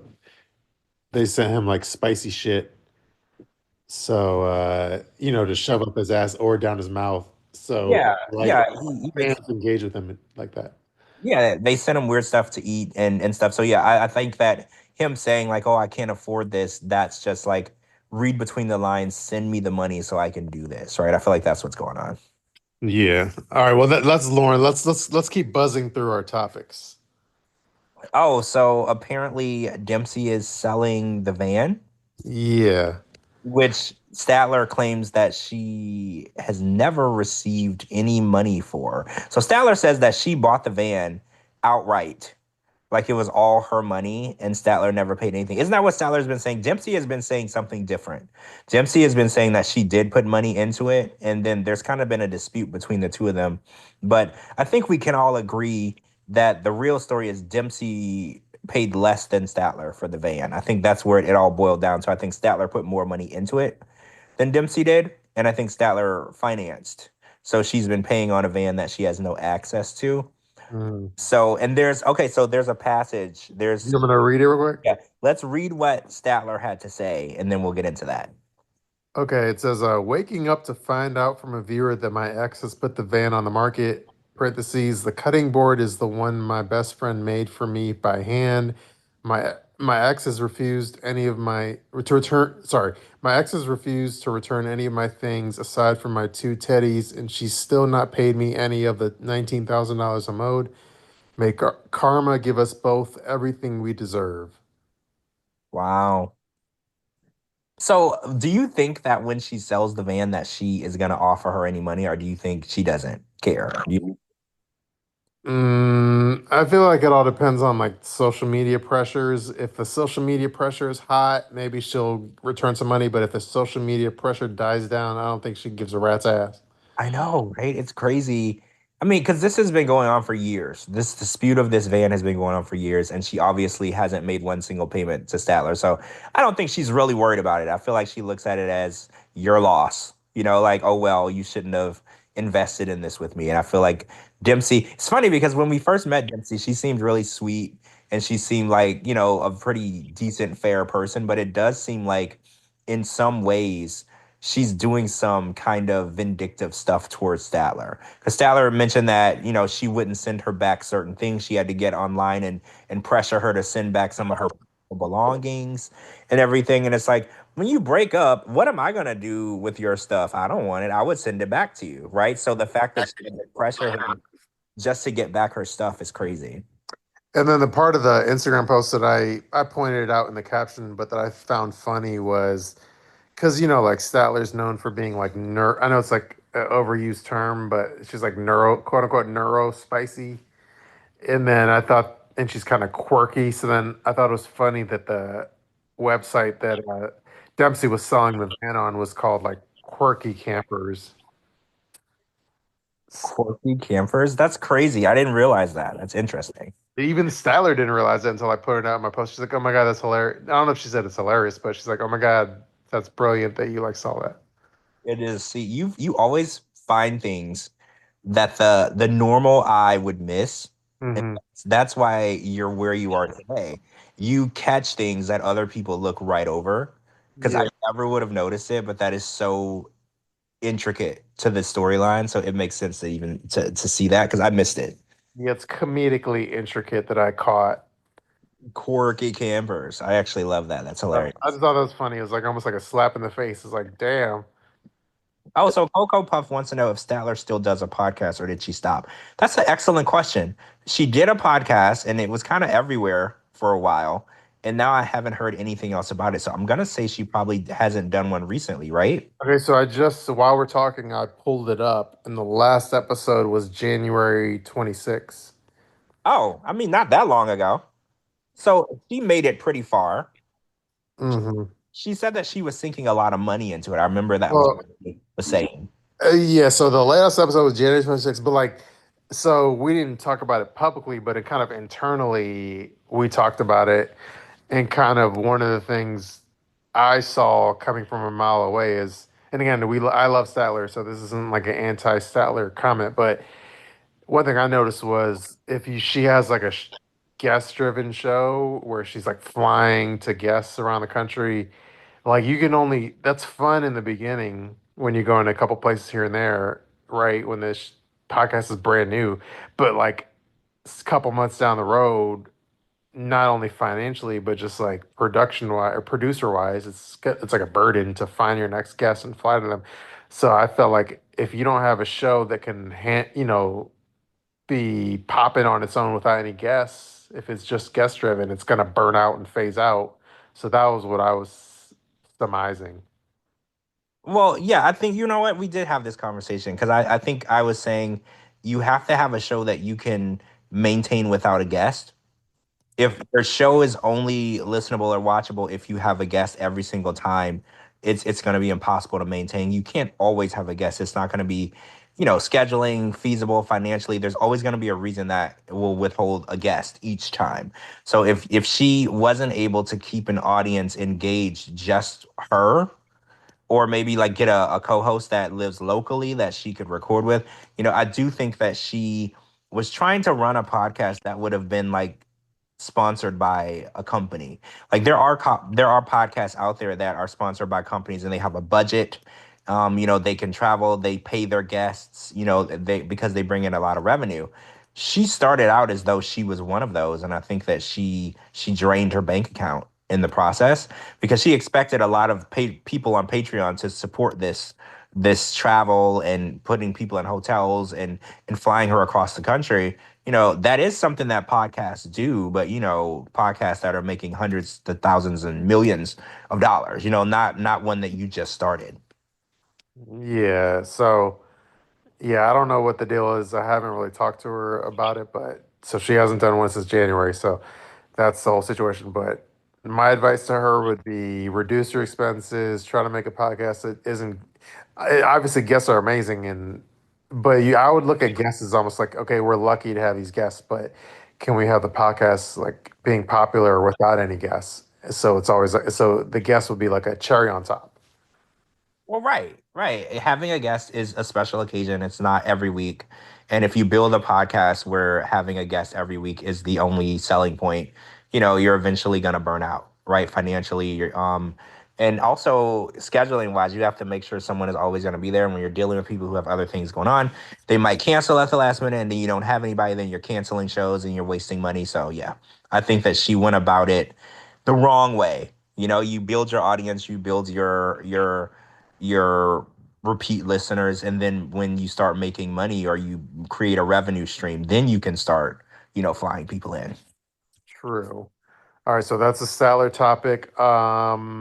It's a different topic, but did you see the Binny skit? And he was with a Real Housewives of Toronto chick.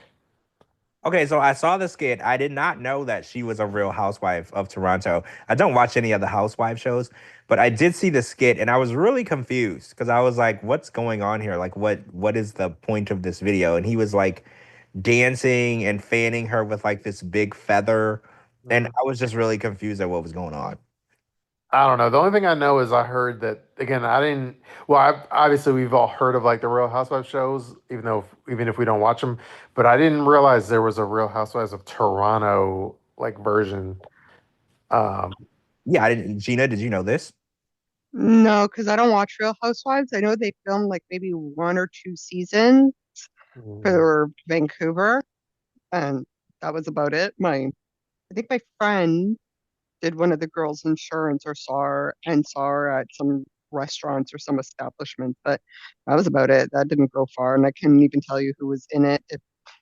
Yeah, Yeah, pretty. again, I didn't realize there was a Toronto version, but then somebody said the woman is married to like a plastic surgeon.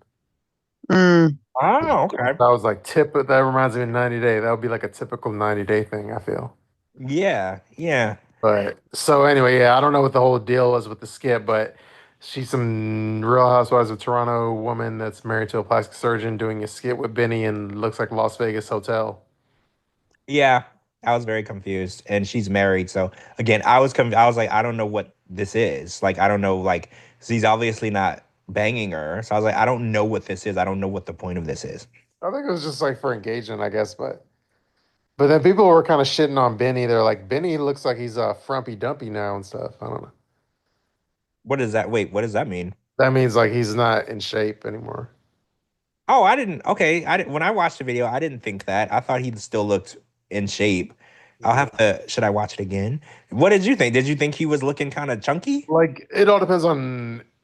I felt like well compared to an average guy, he looked good, but compared to Benny that you expect to see doing flips and shit, that version of Benny, he did look a little like out of shape for like Benny.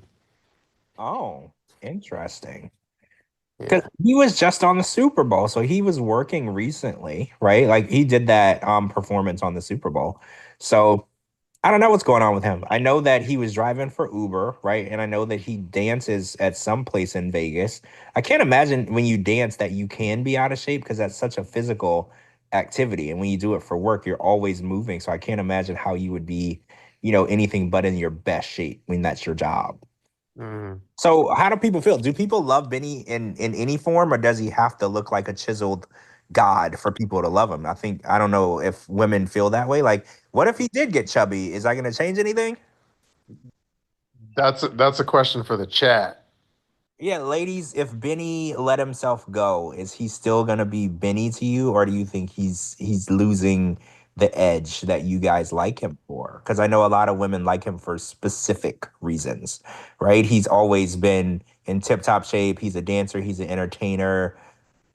Raven says, I'm not into Benny. Oh, yeah, neither am I. really? So Benny Yeah. not, oh. Oh, Sherry can't stand Benny. Amberly agrees. Okay, so we are not preaching to a choir here tonight. So I guess No. Benny is not a favorite of the ladies. That's interesting because on the tell-all, all the women seem to be really into Benny. Like they all were, all over the fact that he was flipping them and dancing with them. So I guess that's not a mutual feeling in this room. Yeah, it seems like no one likes him, and Jen doesn't even know who the fuck he is. Oh, Jen said who's Benny.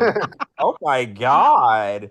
Well, Jen, Benny was with Ariella, and they're kind of OGs. They were on the show quite a bit ago. Like it hasn't been a recent thing. They've been on the show for quite a while. They're no longer together.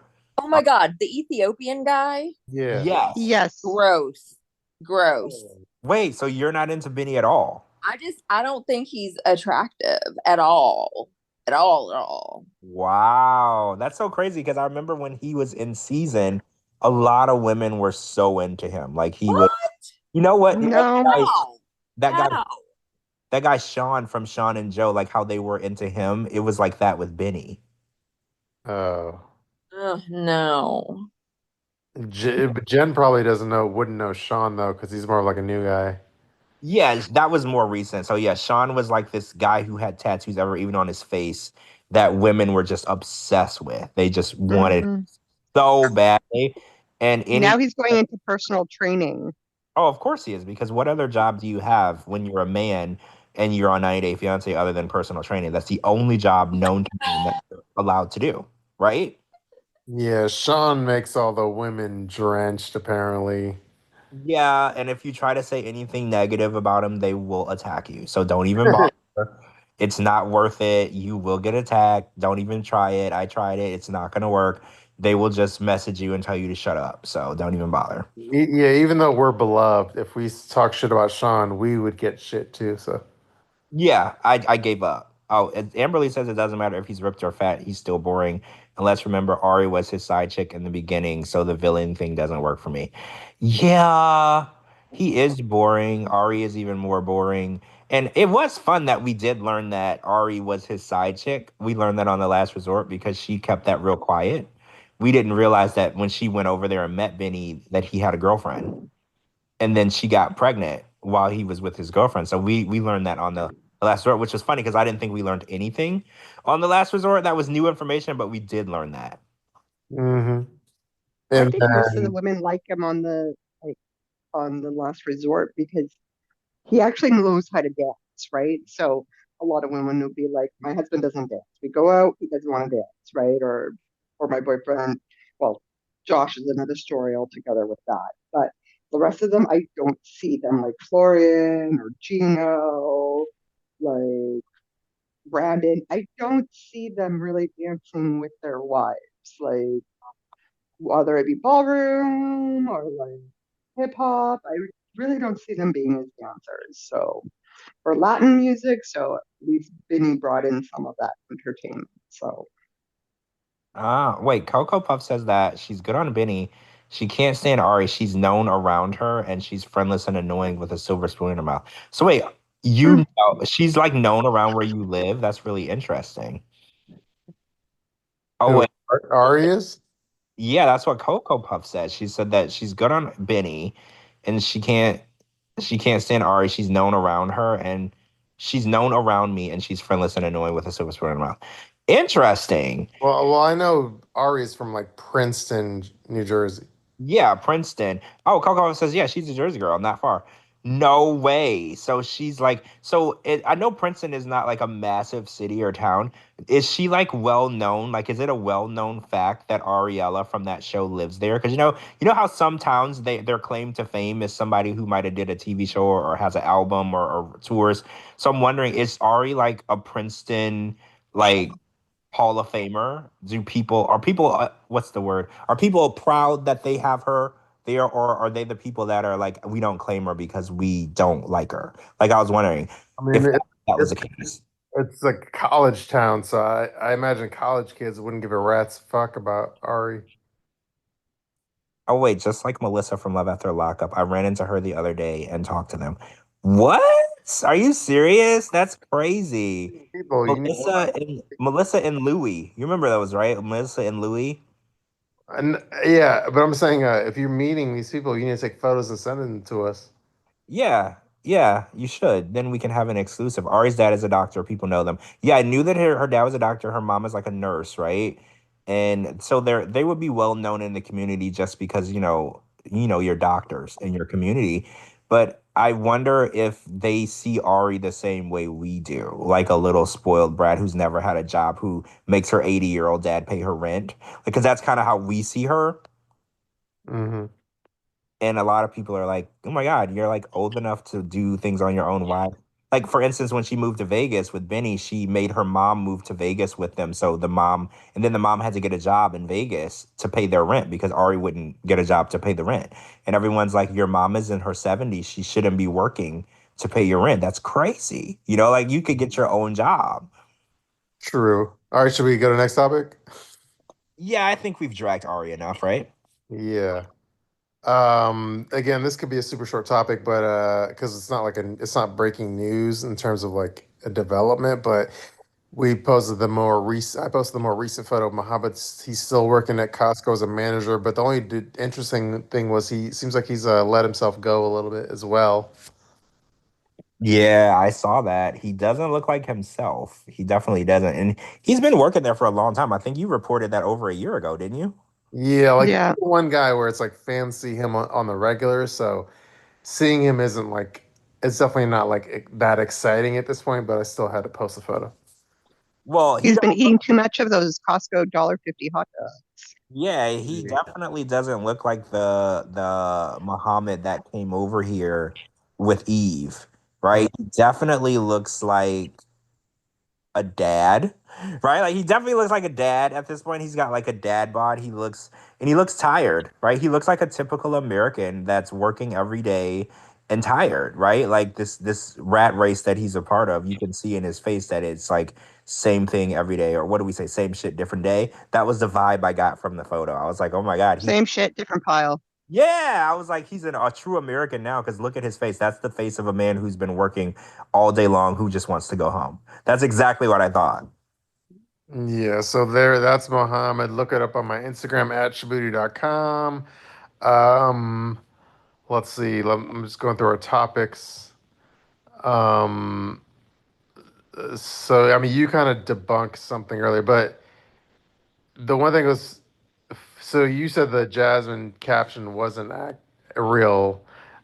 Um, does it surprise you when she goes live? Well, this is a dumb question, but it's like obviously she still goes live with like her baby, milking the baby figuratively and literally money wise. But what do you think of her being on live with her baby in her intimate moments with the baby? Oh, you mean like breastfeeding and stuff? I Yeah. mean, I think Jasmine overshares. I think that she doesn't know the boundary between like privacy and public. And I think with the baby, I think a lot of people thought that she was going to be a little more cautious with oversharing because, she had one son that she wouldn't have on the show. She was like, I don't want anyone to see this child. I don't want him subjected, to the public. And then she has Matilda, and within like 44 seconds, she's on live with the baby. We can see her breastfeeding. And, I think that it's really, really weird how she's like oversharing, but I mean, David and Annie are also showing their baby a lot too, so I guess it's the parents' discretion of how much of the baby you want to release to the world. I always have believed that the least you release, the better, because the baby can't really say yes or no, do I want to be a TV person, right? The baby has no say in that yet. They can't talk. So the more that you put them out there, the more that their privacy is being stolen. Like they don't have that privacy that a normal child would have. So I think that Jasmine felt that way for her older child, but for some reason differently for this one. This wasn't like directly one of our topics, but on the same vein, which is like Jasmine and Matt, there was a post that Matt posted, and then there's a caption that was kind of peculiar. So I could read it to you, and then I'll tell you which line I thought was peculiar, and then give me your reaction, okay? Okay. Okay, well, I guess I'll read the whole thing, and then afterwards, after I'm done reading the whole thing, I'll tell you which line I thought was peculiar. Okay, I'll read it right now. Okay, it says, this is Matt talking with a photo of the baby. It says, I never knew what it's like to have a child and love something so much. I would sell every car and spend every dime to keep her happy and safe. Crazy to think in this world, there are people who only care about themselves and can walk away from a child. I'll never let you walk the streets by yourself like I had to. Daddy has your back for life. God is merciful. And that's it pretty much. But the line that I wanted you to pay closer attention to for a reaction was this line. I'm gonna repeat it. Crazy to think in this world there are people who only care about themselves and can walk away from a child. Isn't that kind of like a peculiar or interesting line considering Jasmine's history of walking away from her child? That is really interesting. And the way that he worded it in a conversation to his child. Yeah, so somebody sent me that and they're like, is he talking shit about Jasmine? And then I was like, I don't know, but we'll have to talk about it on the podcast. It does sound like he's talking shit. And, she's been insinuating that they're not together anymore. And a lot of people are like, oh, that's not true. She's just trying to get attention. What if her insinuations this time are real? What if they really aren't together? And she is walking away from Matt, and then maybe he is taking shots at her for walking away from her other two kids. Well, I will say there's the couple, the couple, this isn't necessarily like Jasmine specific, but the couples that that are on social media like over lovey-dovey, they're like compensating for something. So it's like when Jasmine posts all those pictures with Matt, like overly lovey-dovey, that could be compensating for something. Here's the thing though. What if when she was posting all those pictures, like the paternity photos and everything, what if they weren't even together? What if those were old photos and they had already broken up?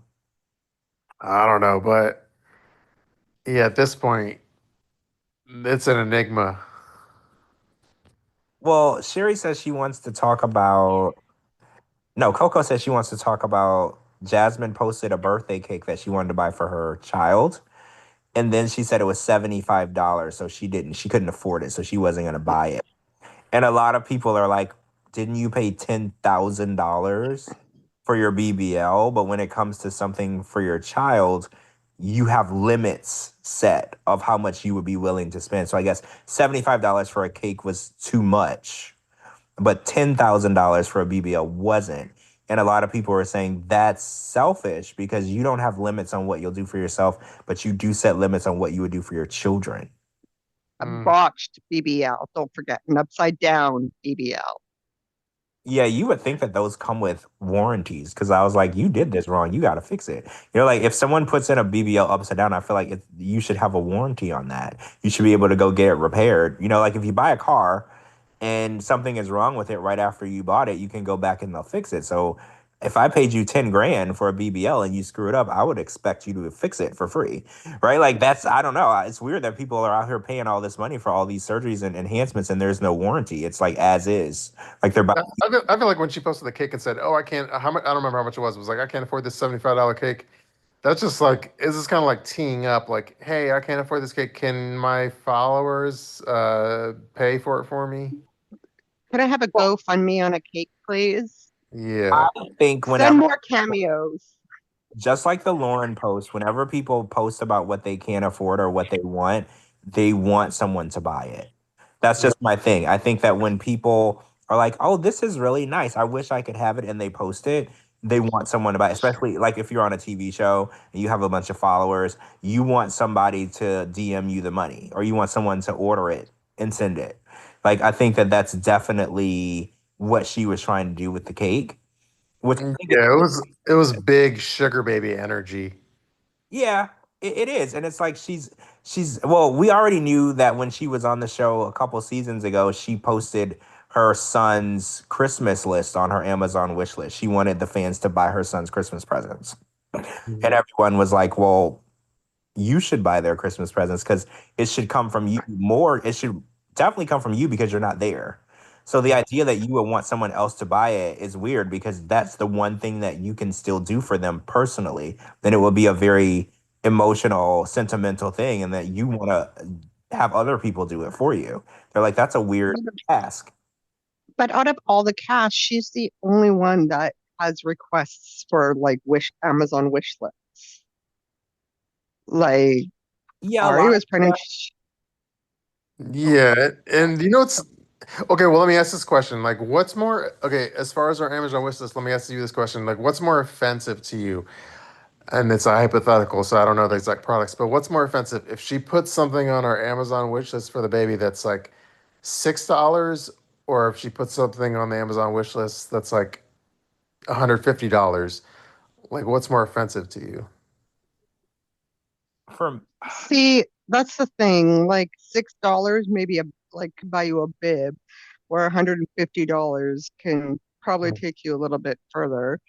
and get something else instead. Like diapers are expensive as well, so it's Yeah. basically like I don't kind know. of like Well, Jen in the comment, Jen, our celebrity guest, she says 150 is more offensive. But like, and I'm not saying I disagree, but like, I will say when I see the items that are like super cheap, like $5 or $6, and that's still on our Amazon wish list, like I find that offensive too, because it's like literally you have a $6 item in your wish list. Like, what the fuck? You can't afford $6? Yeah, I think yeah.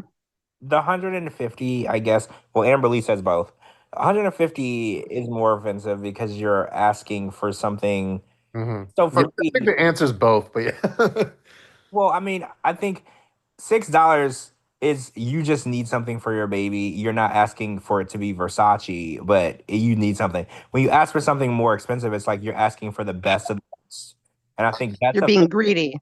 yeah, that's offensive to me because a baby can wear a onesie from Walmart and be warm, or it can wear a onesie from the Gucci store and be warm. And, if you didn't care about money, you would take whatever you could get. But the fact that you want people to only buy the best with their money, like you said, Sweetie, that's sugar baby energy, Mm, right? yeah. So that, yeah, that's the whole Jasmine situation. She's still grifting as per usual. Well, it's just weird for me that she is because she's one of the highest paid 90 Day Fiance cast members right now. Like she's making the most money, like out of a lot of them. So the fact that she's still asking people for money is a little weird. Like there's people who's been on the show who doesn't do anything for the show. Like Devin, for instance, she was on the show, she did her season. She's not benefiting from the show anymore. She doesn't have all those different incomes coming in from the show. She's not asking anybody for anything either. But it's like for someone who's making so much, she's benefited so much from doing the show, and she's still like, you can give me money, you can buy me this, you can buy this crib, you can buy my kids presents. Like I think it's crazy. And I believe in maximizing opportunities, but there's a difference, like you said, from maximizing opportunity and grifting. Yeah, she's like she has that like refugee immigrant like cheap mentality. Yeah, I heard Will Smith talk about it before. He said that since he grew up poor, he always looks at the price tag of stuff. And Will Smith doesn't have to look at a price tag. And I relate to him because I grew up very, very poor. So when I got older, got an education, got good money, and got a good job, I I started I still have a poor man mentality. It's something that never leaves you. So I can understand and relate to Jasmine where she came from. She didn't have a lot. Hmm. That mindset doesn't leave. You can have a lot of money, but you're Hmm. still counting your dollars because you still remember that time when you didn't have any money. So, and I saw that Will Smith interview and it really resonated with me because I was like, oh my God, I have that exact same. Yeah. I I, mean, yeah, I'm not gonna lie. I probably have it too, where when you grow up with the financial insecurity, it kind of affects you your whole life. It does. It really does. Like I remember, I told y'all my I grew up in a house with no plumbing. The roof had holes in it. Like we were very, very poor, no money at all. And it was because we were in this weird cult, and any money that my mom made had to go to the cult, so we couldn't have any other money. So when I got older and I was like, oh, you can buy houses that don't have holes in the roof, and you can buy cars that don't sound like lawnmowers. I didn't know this because I was in a cult. So when I realized that, I was like, wow, life could be so much better if you just wanted it to.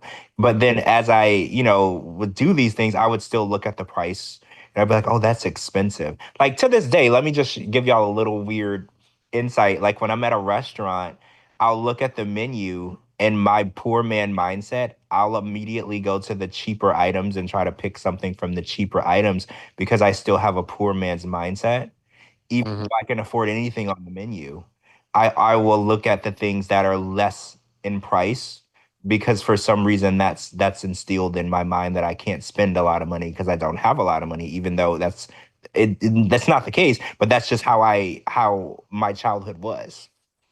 Yeah, no, I think we're all on the same page, but we still have to give Jasmine grief because that's what the fans want to hear. Well, I'm sorry. Let me just interject. She was the one who had to have $3,000 hair extensions in the very beginning. Are you freaking kidding me?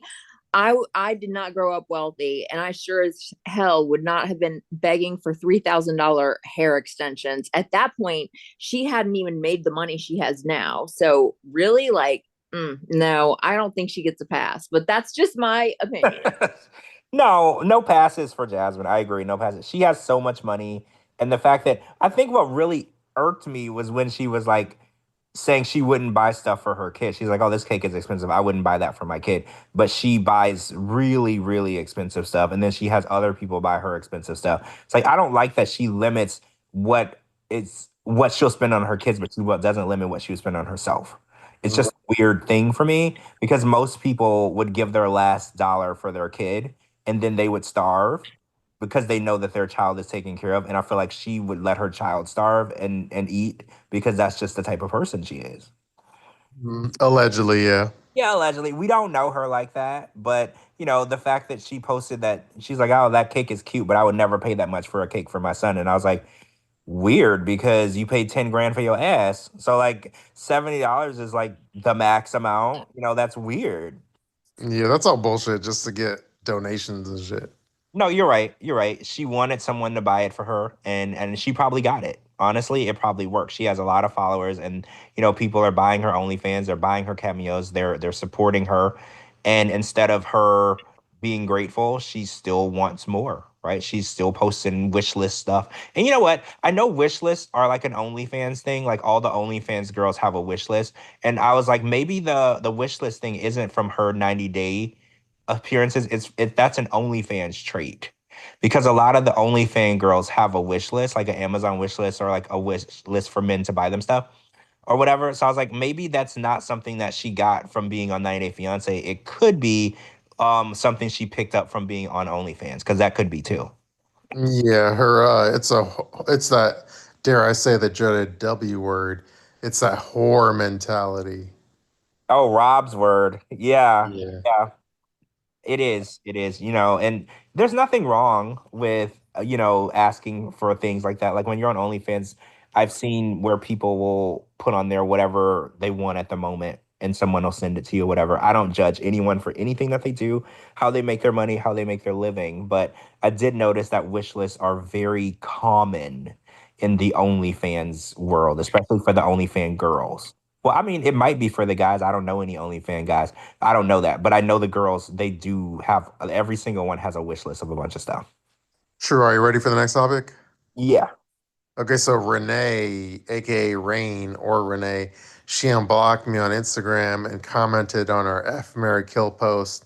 And it was a post where it was like I think it was Danielle, Renee, and Jasmine was the F Mary Kill. And then she commented, Renee said, "At least you're thinking of me." Oh, so she unblocked you and commented, and she was like, at least saying, well, at least you're not leaving me off the list, which isn't that what you've been saying? You were like, you should be lucky that I'm talking about you. Maybe she finally understands that. Yeah, I couldn't remember. I couldn't remember like what our answer was to the F Mary Kill, but so yeah. But I'm pretty sure somebody after, maybe it was me. I don't know, but I feel like somebody was complimentary toward her. Oh, I can't remember. I don't think I would have. Yeah, I think you were not having anything to do. I think you killed. I think this is the game, but you killed Renee. Yeah, I'm pretty sure. That sounds like what I would like. If you were to ask me right now, that would have been my answer. Yeah, you both took Lucille. Wait, was it Lucy? I thought it was like Jasmine or something. There was no Lucy. Not on the Renee one. There was another of No, like, it was Jasmine, Renee, and Danielle. Like, oh, okay. You must have done two because I remember one with Lucille. yeah, so this wasn't the Lucille one. So anyway, I don't think I think George killed Renee, married Danielle, and fucked Jasmine, I think. I don't know. That sounds accurate. Yes, Yeah. that sounds accurate. And I think I fucked Renee, and I can't remember. I might have married Danielle, and then I don't know if I killed Jasmine or what. That probably sounds right. Yeah, because I'm pretty sure I wouldn't say I would marry Jasmine because that would be totally insane, right? I would have to have your head checked. That even in a hypothetical situation, I would still need to check you out to make sure you're okay. Yes. I don't know. That's what probably happened. But if there's a super fan out there, let us know what happened on that episode. So that's that topic. All right, next topic we're buzzing through, which is good. Oh yeah, happy birthday to Captain Picard. Yeah, this is her birthday week. Yes, happy birthday. That's why she's not here. We miss her, but she's out having the time of her life, which I'm happy for her. So happy birthday. She's probably like 31, right? Something like that. I don't know. Happy birthday. Enjoy yourself. I'm lying, guys. I don't know how old she really is. True, and then we were gonna. It's funny. We were gonna. Coco's not here anymore. She popped out, I guess. But we were gonna ask her like a deal breaker question. But we could ask it to Jen if you want. Oh, shoot. We were supposed to. down. Well, Yeah, it's a sexual question. Okay. But, well, I think that okay. So this I forget what spawned this conversation, but like I know. Oh, I know. I said last week that Sophie appeared to be a girl that doesn't give blowjobs. Mhm. And then we got into this discussion of, would you date a person that refuses to go down on you? And for me, I think Shabooty, it was a deal breaker for us, right? Yeah. So Jen and Gina, what are your thoughts on that? Is that a negotiable term if you really like the person, or is that something that you just need to have in your relationship? That is so funny because you absolutely asked the wrong person. That does not do anything for me. And every guy's like, oh no, you haven't had it done right. And I'm like, go for it. Like, let's get it done. Doesn't do anything for me. In fact, if they persist, I'm like, I need you to be over this shit. Like, why What? I not get the guys that are like, I don't go down on bitches. Why don't I get those guys? I don't get those guys. Or the guys that my friends are like, their dick is too big. I'm like, where are those guys? Like, I can't find them. They are coming my way. So it is 100 dudes. If you do not want to go down on a girl and you have a big, slide into my DMs. I'm just saying. So that's mine. So I guess it's not a deal breaker for you then. Hell no, it's a deal maker. So you would rather he not even bother, because it's like, so for you, it's like, you know how they have those sex scenes on shows and they show the guy like doing his thing and then they show the woman's face and she's like looking at the ceiling and she couldn't be more bored. Is that what it's like for you? Yeah. Wow, that's so crazy. And I'm full, like, I'm honest. I'm like, listen, the hand stuff does it for me. Like, do your thing with, and they're just like, no, it's like some sort of like you just haven't had it done right. And I'm like, no, I have had it probably attempted by, I'm not gonna, my numbers are low, but I mean, I am almost 50. So let's just say it has been attempted and it's just not my thing. Well, I will say I'm shocked, not shocked, but I'm surprised by your answer. Am I the only woman out there that is not a thing for? Not a lot of women that don't enjoy it to some extent. There isn't. Not that I've met. I think that, there are people that don't like it for whatever reason. It could have been like a past trauma or something. But usually women are like into it, right? Like it's a part of it. So what about for a guy? Do you still do that for them, or? Oh yeah, absolutely. And I'm about it. Yes. So you're like the perfect girl.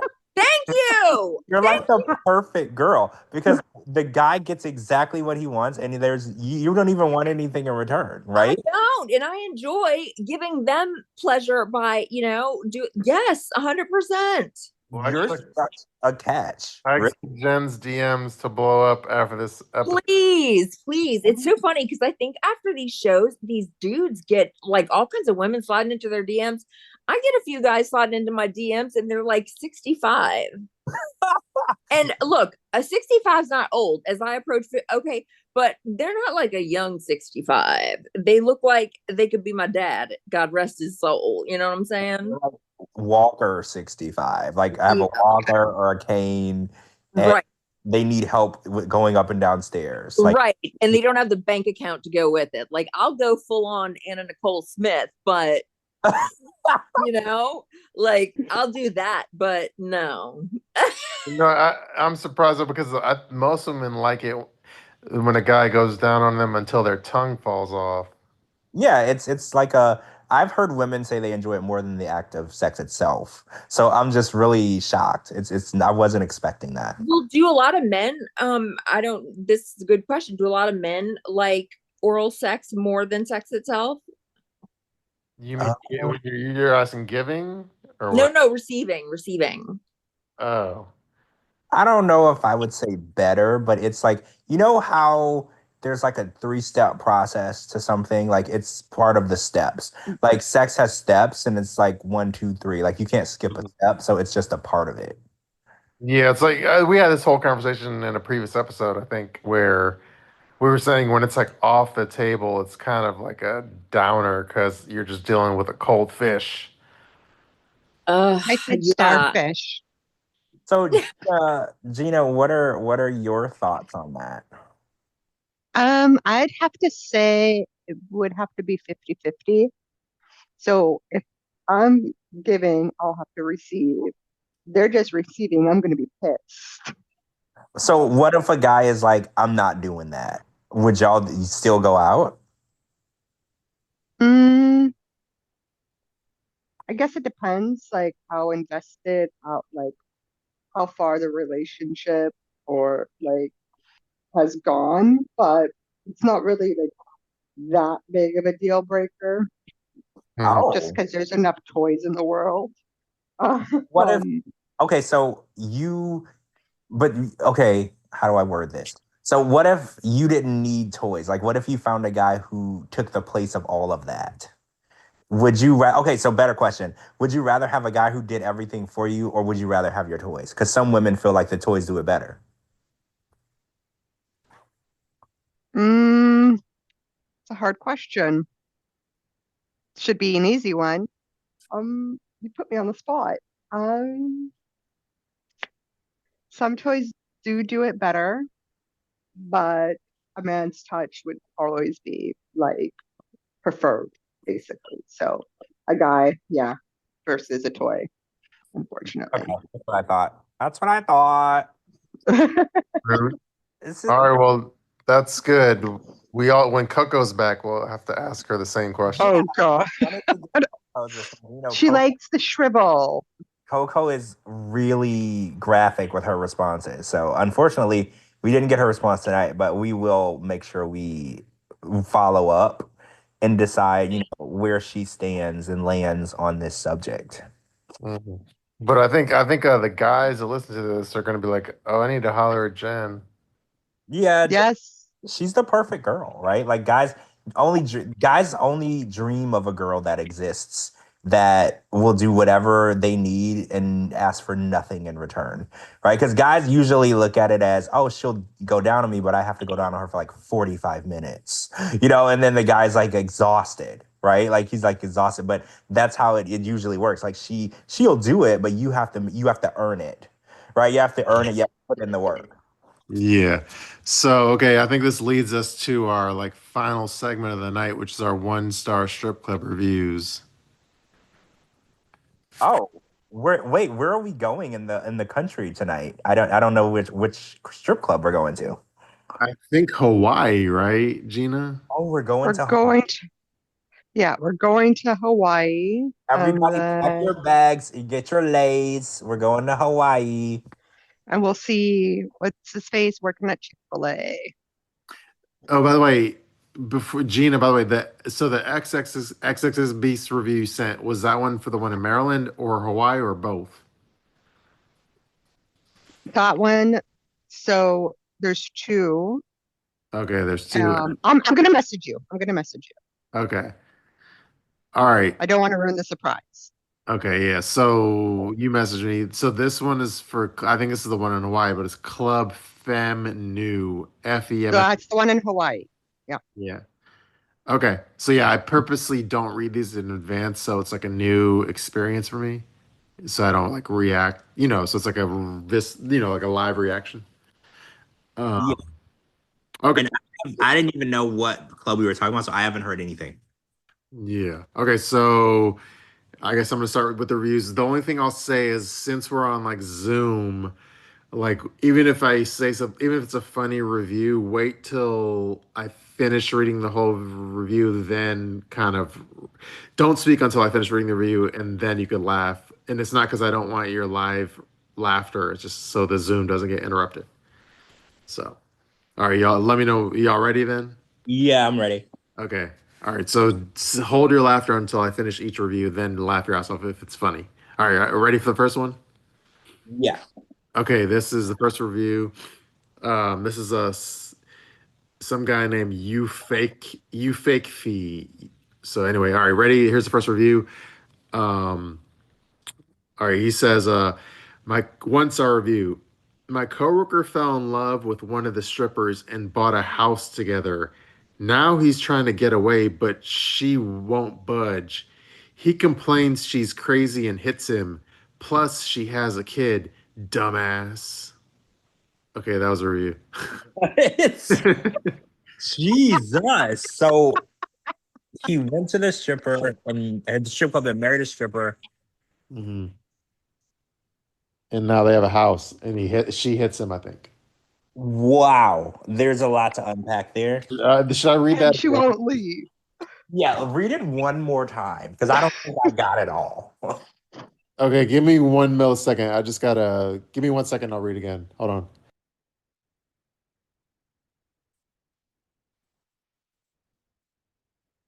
Okay, all right, sorry, I'm back. Okay, here's the same review again. Let me read again. It says, my coworker fell in love with one of the strippers and bought a house together. Now he's trying to get away, but she won't budge. He complains she's crazy and hits him. Plus, she has a kid. Dumbass. Wow. So yeah, that's a lot. There's a lot to unpack there. But I think he doesn't approve of his buddy marrying a stripper. Yeah. All right, so that's the first review. Let's go to the next one. This is actually a 4 star review from Ryan. And okay, he says, how do I end up at places like these? Second strip club experience of my life. I got in for free because coworkers knew the bouncers.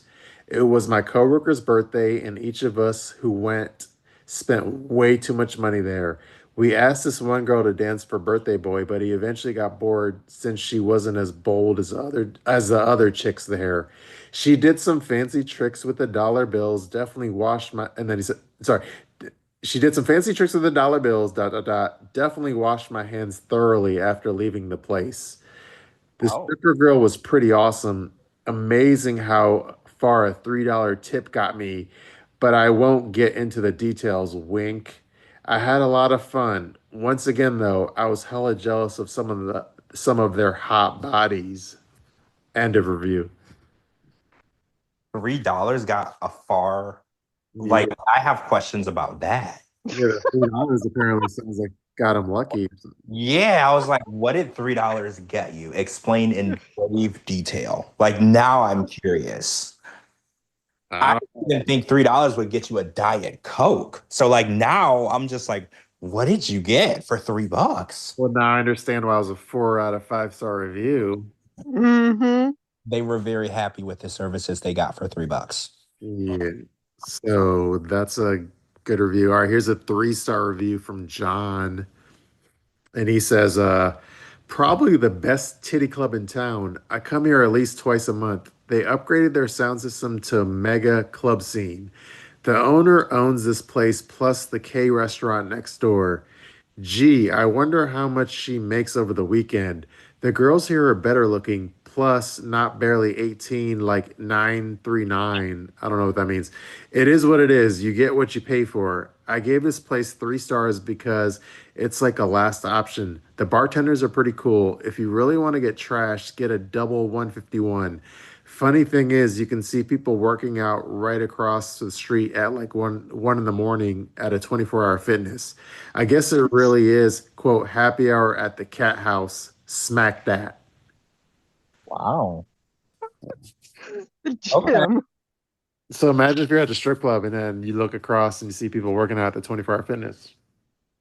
That's an interesting view. Setup. Yeah, that's an interesting setup. So yeah. Sounds like it must be in like a shopping center or some shit. Yeah, I'm wondering the setup. Like, where is it located? Like, I have questions, but Mhm. it sounds like a nice strip club, right? I feel like $3 gets you far. You know, there's a gym across the street. I'm not complaining about a lot. And a restaurant on the side. Mhm. I haven't heard of anyone chasing me down for $7 valet. You know, like it sounds pretty decent to me. True. All right, give me 1 millisecond. Sorry. Okay, y'all can hear me, right? Hmm. Yep. All right. Okay, this is from Anna D. And it says, okay, I'm sorry. All right, Anna D says, this place has gone downhill. They're either hot or definitely not. I went in Christmas since it's my buddy's tradition to spend Christmas at a strip club. I was pretty excited since I haven't gone to a strip club in a while, but when we got there, it was like, quote, where are the hotties? My hubby just got home from Iraq and I was planning on picking up some dancing tips from the girls, but really the biggest attraction that happened all night was when the Middle Eastern chick was tit smacking the guy in the face. Honestly, that wasn't even sexy at all and more along the lines of scary and absurd and obtrusively loud. Next Christmas, I want to go somewhere else. Oh, I never thought of going to a strip club on Christmas. So I guess the tit smacking was obtrusively loud. I mean, I don't have a problem with it. I I mean, I don't know. I mean, I don't know how to explain it. Tit smacking is not something that I dislike. Mhm.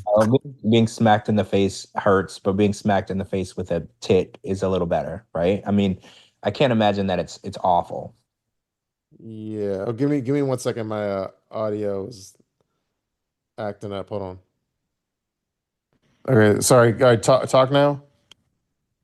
Yeah, is it Oh, better? yeah, it's better now. Sorry, y'all. My it's fixed now.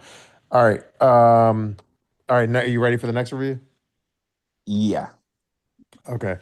This is a 1 star review from Brand. Sorry. This is a 1 star review from Brandon Resch, and he says, "A shithole like you flew to Bangkok, Thailand, and landed in the lowest red light district area. I took a friend from Las Vegas who loves strip clubs. We sat there, and 2 minutes later, he says, 'Let's get out of here.'" Oh, geez. Yeah. So Brandon wasn't a fan. Here's a 3 star review from Chanel. I guess it's a woman, right? It says, the day DJ is resembling my iPod. I'm not sure how I feel about that. This is no reflection on the dancers, but makes me really ponder my own music taste." I feel like Wait, they're worried that their music taste is strip club music. that's like a very girly review, right? Yeah, what's strip club music? That's like a weird. I'm like wondering, what's a strip club playlist? I'm assuming any song that mentions the word stripper, right? Hmm. I'm assuming. So, I'm sure Spotify has. I'm sure Spotify has something like would they call it a strip club playlist, or would they like? Now I'm curious. that. They have something called Strip Club Remix and Stripper Playlist. Hmm. Seriously, can you like give me a few songs off the list? I'm just curious.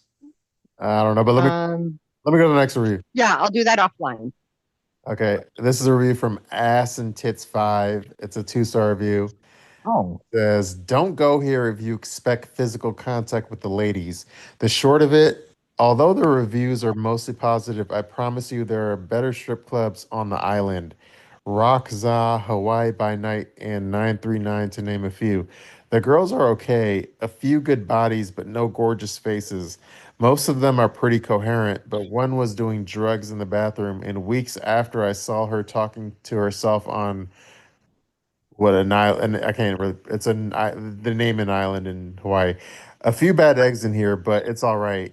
On a more positive note, they let me a lady in for free, and the security guard is super nice. So yeah, I guess it's a woman wrote that one. Here's a 3 star review from, I can't pronounce the name, so I'm just read it. Some of the dancers need to hang it up already. They just pretty much spread their legs in front of you and crawl back and forth, take money out of your mouth and rub their ass on you like a damn cat. Damn, they just use the pole. When you pay the cover charge, you get a drink for free plus tip, which is amazing. Super crowded. They need different, better looking girls, I guess. You're at a strip club. You're at a strip club. If I put money on your vagina, don't tell me it's dirty. Laugh out loud. Like, okay. Can you, can y'all mute? Um, hold on. George, mute if you can. All right. It says, let's see. They need different, better looking girls, I guess. You're at a strip club. If I put money on your vagina, don't tell me it's dirty. Laugh out loud. Okay. Been there multiple times. It's actually my boyfriend and I's favorite place, but it's just getting worse. If you want up close and personal, then this is the place. This is the go-to place. If you want more classy, then they actually dance. If you want more classy and they actually dance, go to 939. All right, that was a 3-star review. Seems like everyone likes 939 better than this place. I'm just saying. Maybe in the future, if XXX Beast has been a 939, we'll have to check it out. No, I looked. Okay. All right, here's a 2-star review from DUI. I visited on a Wednesday night, June 13th, 2012. Sorry, long overdue review. You should be able to spot the neon lights from the road. Walking in, it felt a little like a college dive bar. Younger crowd, the TVs with the game on, smell of cheap cologne mixed with spilled beer. I wanted to hit up a few strip clubs in Hawaii to see what the island has to offer. Coming from LA and frequenting Vegas, I was let down to say the least. There are a few catwalks where the girls don't really dance on the poles, as you would typically imagine to be a regular sight at a strip club. Instead, girls carry around these large dog mats slash pet beds to do basically private shows in front of the bigger chippers. I'm accustomed to tossing tips out for no-handed I'm accustomed to tossing tips for no-handed triple downward spirals, so when I saw how little these girls worked for those singles, I was let down, to say the least. If you're like me, going to strip clubs once in a blue moon to enjoy some boobies bouncing around, some friendly flirting, the occasional talented pole dance, then see some of my reviews of LA and Vegas clubs. If you're a local and this is your only option, just invest in an HD monitor for your computer. End review. Wow. So they walk around with dog beds. That's a That's, new. that's the first I've ever heard of anything like that. That's weird. Yeah, that's weird. I don't know. But okay, the next review, I guess. This is 3-star review from Richard. He says, I wasn't on board with going since my strip club days have been over for quite a while. I would have rather paid the prostitute a $100 for a blowjob behind the dumpster rather than blowing cash I don't have for absolutely no kicks. I paid $30 for a picture of longboard and ended up dropping 90 in an hour without any female anatomy in my face whatsoever. Um, a little something for everyone in this place, and we were there early, so I'm sure the roster wasn't full of their playmakers. If you have the cash, check it out, but otherwise, it's otherwise what you'd expect. So that was that one. Can I comment on the prostitute for $100? Yeah. Randy and I, more her friend, had a friend who admitted in a sad moment, and it was sad. Her mom was a prostitute. We were living in Playa del Rey at the time in LA, and there was a Jerry's Deli, and the mom had given a man a blowjob by the dumpster behind Jerry's Deli. So again, yeah, Mm.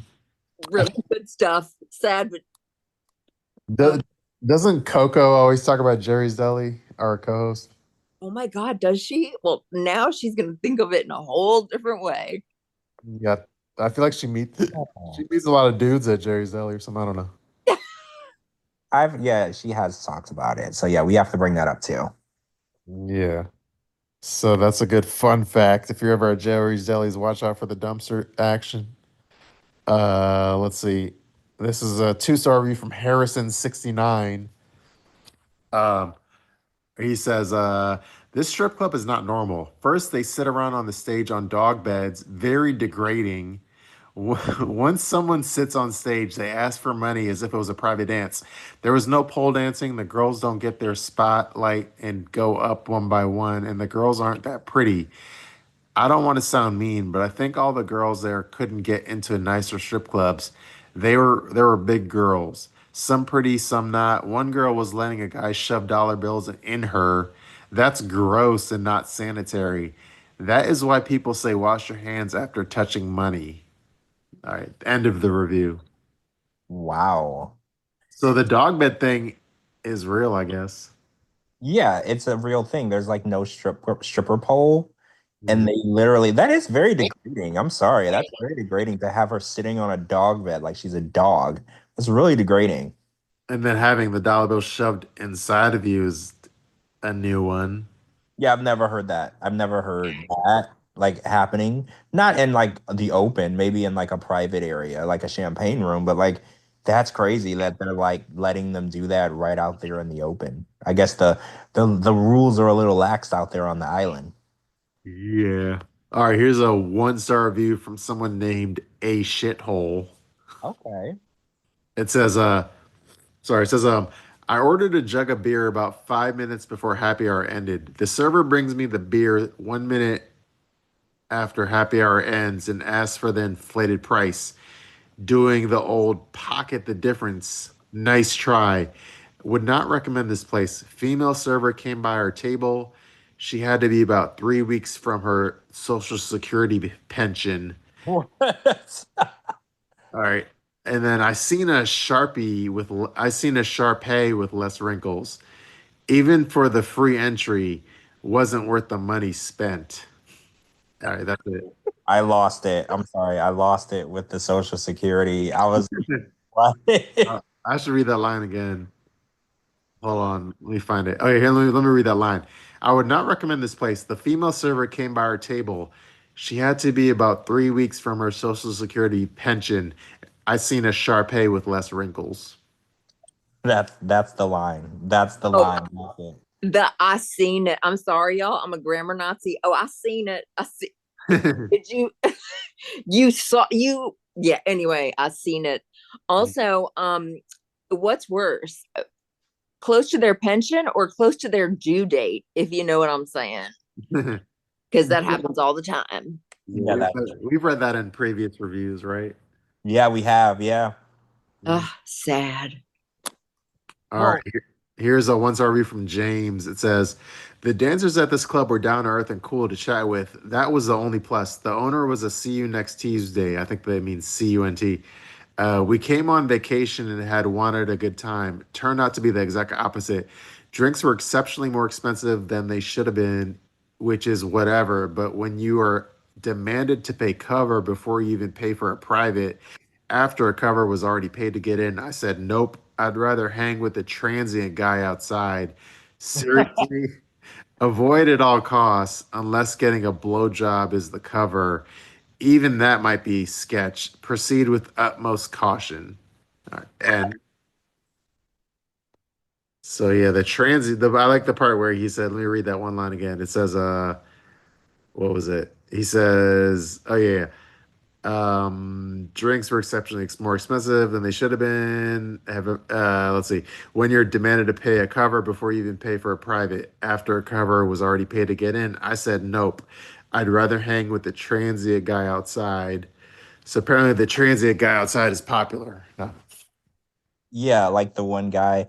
I don't know where everybody lives, but there's usually a transient person outside the 7-Eleven. I'm assuming it's that guy, right? Mm, yeah, there's always a charming transient that everyone falls in love with. Yeah, they're like the crackhead at the 7-Eleven that they don't necessarily ask you for money. They just ask you how your night's going. That's Yeah. that one transient person, right? That always holds the door for you, and you're like, Yeah. yeah. All right, here's a one-star review from Curtis. It says, the worst club I've ever been to. No dancers were even there. How do you go to a gentleman's club where there's no dancers? I don't remember anything after my third drink. The only thing I remember is waking up without a car and a credit card. Oh, wait. The only thing I remember is waking up without a car and credit card charges over $2,000. The bartender was super cool, but the Asian woman mama, who was the owner, was very pushy and very aggressive. Would never recommend this place ever. Sounds like he got owed. Where was the car? I don't know, but his credit card had a $2,000 charge on it.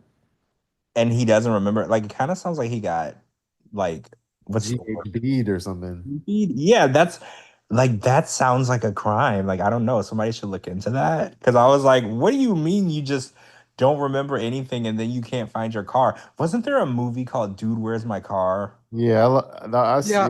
that was a great movie. I was thinking because I was like, how do you just not remember where your car is? Like, I've never lost my car.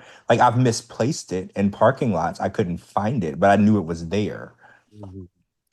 True. All right, here's a one-star review from Sarah, like SCRA. One star. The old Asian woman who owns this place literally barged in on me in the bathroom stall to demand how I was going to audition for her. By the way, I came as a patron customer, not a performer, and was not auditioning. And then when I confronted her about it by very politely informing her that it is not a very healthy way of handling customers, she kicked me out, literally saying she didn't like my energy. Basically, regurgitating what I said to her 10 minutes ago. The dancers were amazing, 10 out of 10. Management, negative 5 out of 10. So the owner opened the bathroom stall and told her that she needed to audition to be a stripper. Yeah, I guess to a woman customer. That's insane. Like, what? And they kicked her out when she wouldn't. I mean, I'm assuming that the person who wrote that review is gorgeous, right? Because you imagine you can't even go out without people trying to turn you into a stripper. She must be hot. But still, that's not how you recruit girls. You do a normal Craigslist ad, right? Like, that's not how you do it. Yeah, but it sounds like that business owner ain't fucking around either. No, she's not. She like went in there and was like, "You're auditioning to be a dancer here," and the girl's like, "What?" It's like you better get ready to show that strange for some change. Okay, let's. All right, I think this leads us to our XXX Beast review. Wait, has he been there? He's been there. That's why we went there in the first place. Oh my God, this is insane. Yeah. He's been to so many strip clubs. This is crazy. Okay, and it's a Well, one. remember from the last review, he said about the Dorothy comment or whatnot. He's just like, oh, like whenever I miss home, it feels like Hawaii. So that's what brought me into Hawaii. True. All right. Well. Okay. So this is a XXX Beast review. All right, everyone, don't mute your mics or don't comment until I finish the review because I don't want one word to be missed. And let me not fuck this up. All right, ready? One star review from XXX Beast. Let me take a deep breath because it's so important to make this right. Okay, he says, quote, I usually enjoy coming here, but tonight was turned away by the parking attendant. Think like a boss and you won't be a 40-year-old lot boy. We had 20 people roll up on bicycles and was willing to pay double for 2 stalls and squeeze 10 bikes per stall. Do the math, dumb shit. That's 10 paying customers per stall versus 2 to 4 people in a car. Last time we came, the owner let us park in the covered parking and we threw over $2,000 on the stage on top of paying entry and drinks. We may roll up on bicycles, but we all make more money than lot boys, and we not ashamed to make it rain. That's it. So wait, that's XX Beast, Yeah. and he rides like so. When we're talking bikes, we're talking bicycles, not motorcycles, right? It says bicycles, but I'm assuming he means motorcycles. I was thinking because I was like, he's definitely not riding like a bicycle, right? Like it has to be like a motorcycle. Yeah, I'm assuming motorcycles. But they dropped over $2,000 on the stage. So They're not ashamed to make it rain. I'm pretty sure he said bicycle. If you read that again, I'm pretty No, sure. he said bicycles, but do you think he literally meant a bicycle or a motorcycle? Oh, I He think would have he said meant, motorcycle. So you're saying you think he literally was on a bicycle? yeah, because okay, Yeah. dudes on Harleys, like they're not hard up for cash. The few that I know, like they've got money. They're down. They're there to get like down and dirty. They're gonna toss some cash, like. But dudes on bicycles, of course, they're gonna be like, yeah, no. Well, but XXS Beast is saying like we were on bicycles. So, but yeah, we do have the cash. Well, that's questionable. I'm sorry. You can't even afford a motorcycle. Like, what? That threw me off. So that was really interesting because he's like, well, and then at the end he said we might be on bicycles. So I think he really meant they were on bicycles. True. That was the best one yet. Okay, Yeah. that one's amazing. I could read that We again. always save his for last. Yeah, he's our favorite. Okay. Well, this is making total sense then. Yes. Like, have you ever seen people drive up to like a McDonald's drive-through on a bike? I feel so sad for them and also laugh really hard. Yeah, no, XXS Beast is like our hero. Yeah, he's a strip club connoisseur. He's what we all strive to be in life. Every man has that friend that's addicted to strip clubs. This man has been to strip clubs all over the country. Like any state you name, he's been to strip clubs there. It's insanity. It's his job. I know. I was like, who's paying this man to just go around, go to strip clubs and write reviews? Because if that's a real job, people want to do that, right? Well, Like, Sign me up. Yeah, hell yeah. Okay, so well, just real quick, is that one worthy of a reread? Because we have one more thing after that. oh, there's something else? Yeah, should I just go to the thing after that, or is Yeah, let's hear it. Let's hear it. okay? So the other thing after it is another. Because I think we were talking about, I don't remember the specifics, but we were talking about Maryland last week. So then XXX Beast went to a strip club in Maryland. No, it was Mary's in Oregon. This is in Oregon, this one? Yeah, that your friend works at. Oh yeah. Oh, so this is okay, so here's the review. So last Sunday, I think it was, we had the fact that she was on our podcast, I'm calling her a famous stripper now. Maybe she wasn't famous before, but after being on our podcast, I'm calling her famous stripper. So we had a famous stripper on our podcast and we interviewed her a little bit. So then we figured out XX's Beats was also at her strip club and we haven't read it yet. So Oh, okay. And okay. it was in Portland, right? Somewhere in Oregon. Yeah, Oregon. Gina was in Portland? I'm looking right now. Hold on one second. I remember Because it was in Oregon, but I couldn't. It might not have been Portland. It doesn't really matter. I remember her saying that they had the most strip clubs per Capita. it was in Portland. Oh, Portland. Okay, cool. Okay, all right. So, all right, everyone, be quiet until I finish reading it, then react afterwards. So there's no like interruptions in the Zoom. Okay, so here's a 5-star review from XX's Beast at the strip club where we had the stripper on last Sunday's show. All right, and it's called Mary's. All right, here's his review, and he loved it apparently. Mary's is pretty sweet. The strippers are really nice. I'm sure every person with a dollar says that. But we got into conversation with one of the strippers about the prenatal yoga class she's teaching in Oakland. Yeah, anyway, good beer selection and reasonably priced. It's also not sleazy, so you don't feel like you need to shower in Listerine when you leave. 5 stars. That's it. Oh, so he liked it. Yeah. Yeah, most of the reviews for Mary's were 5-star, but I saw Triple X Beast in there, and the Listerine comment was kind of like quirky. Yeah.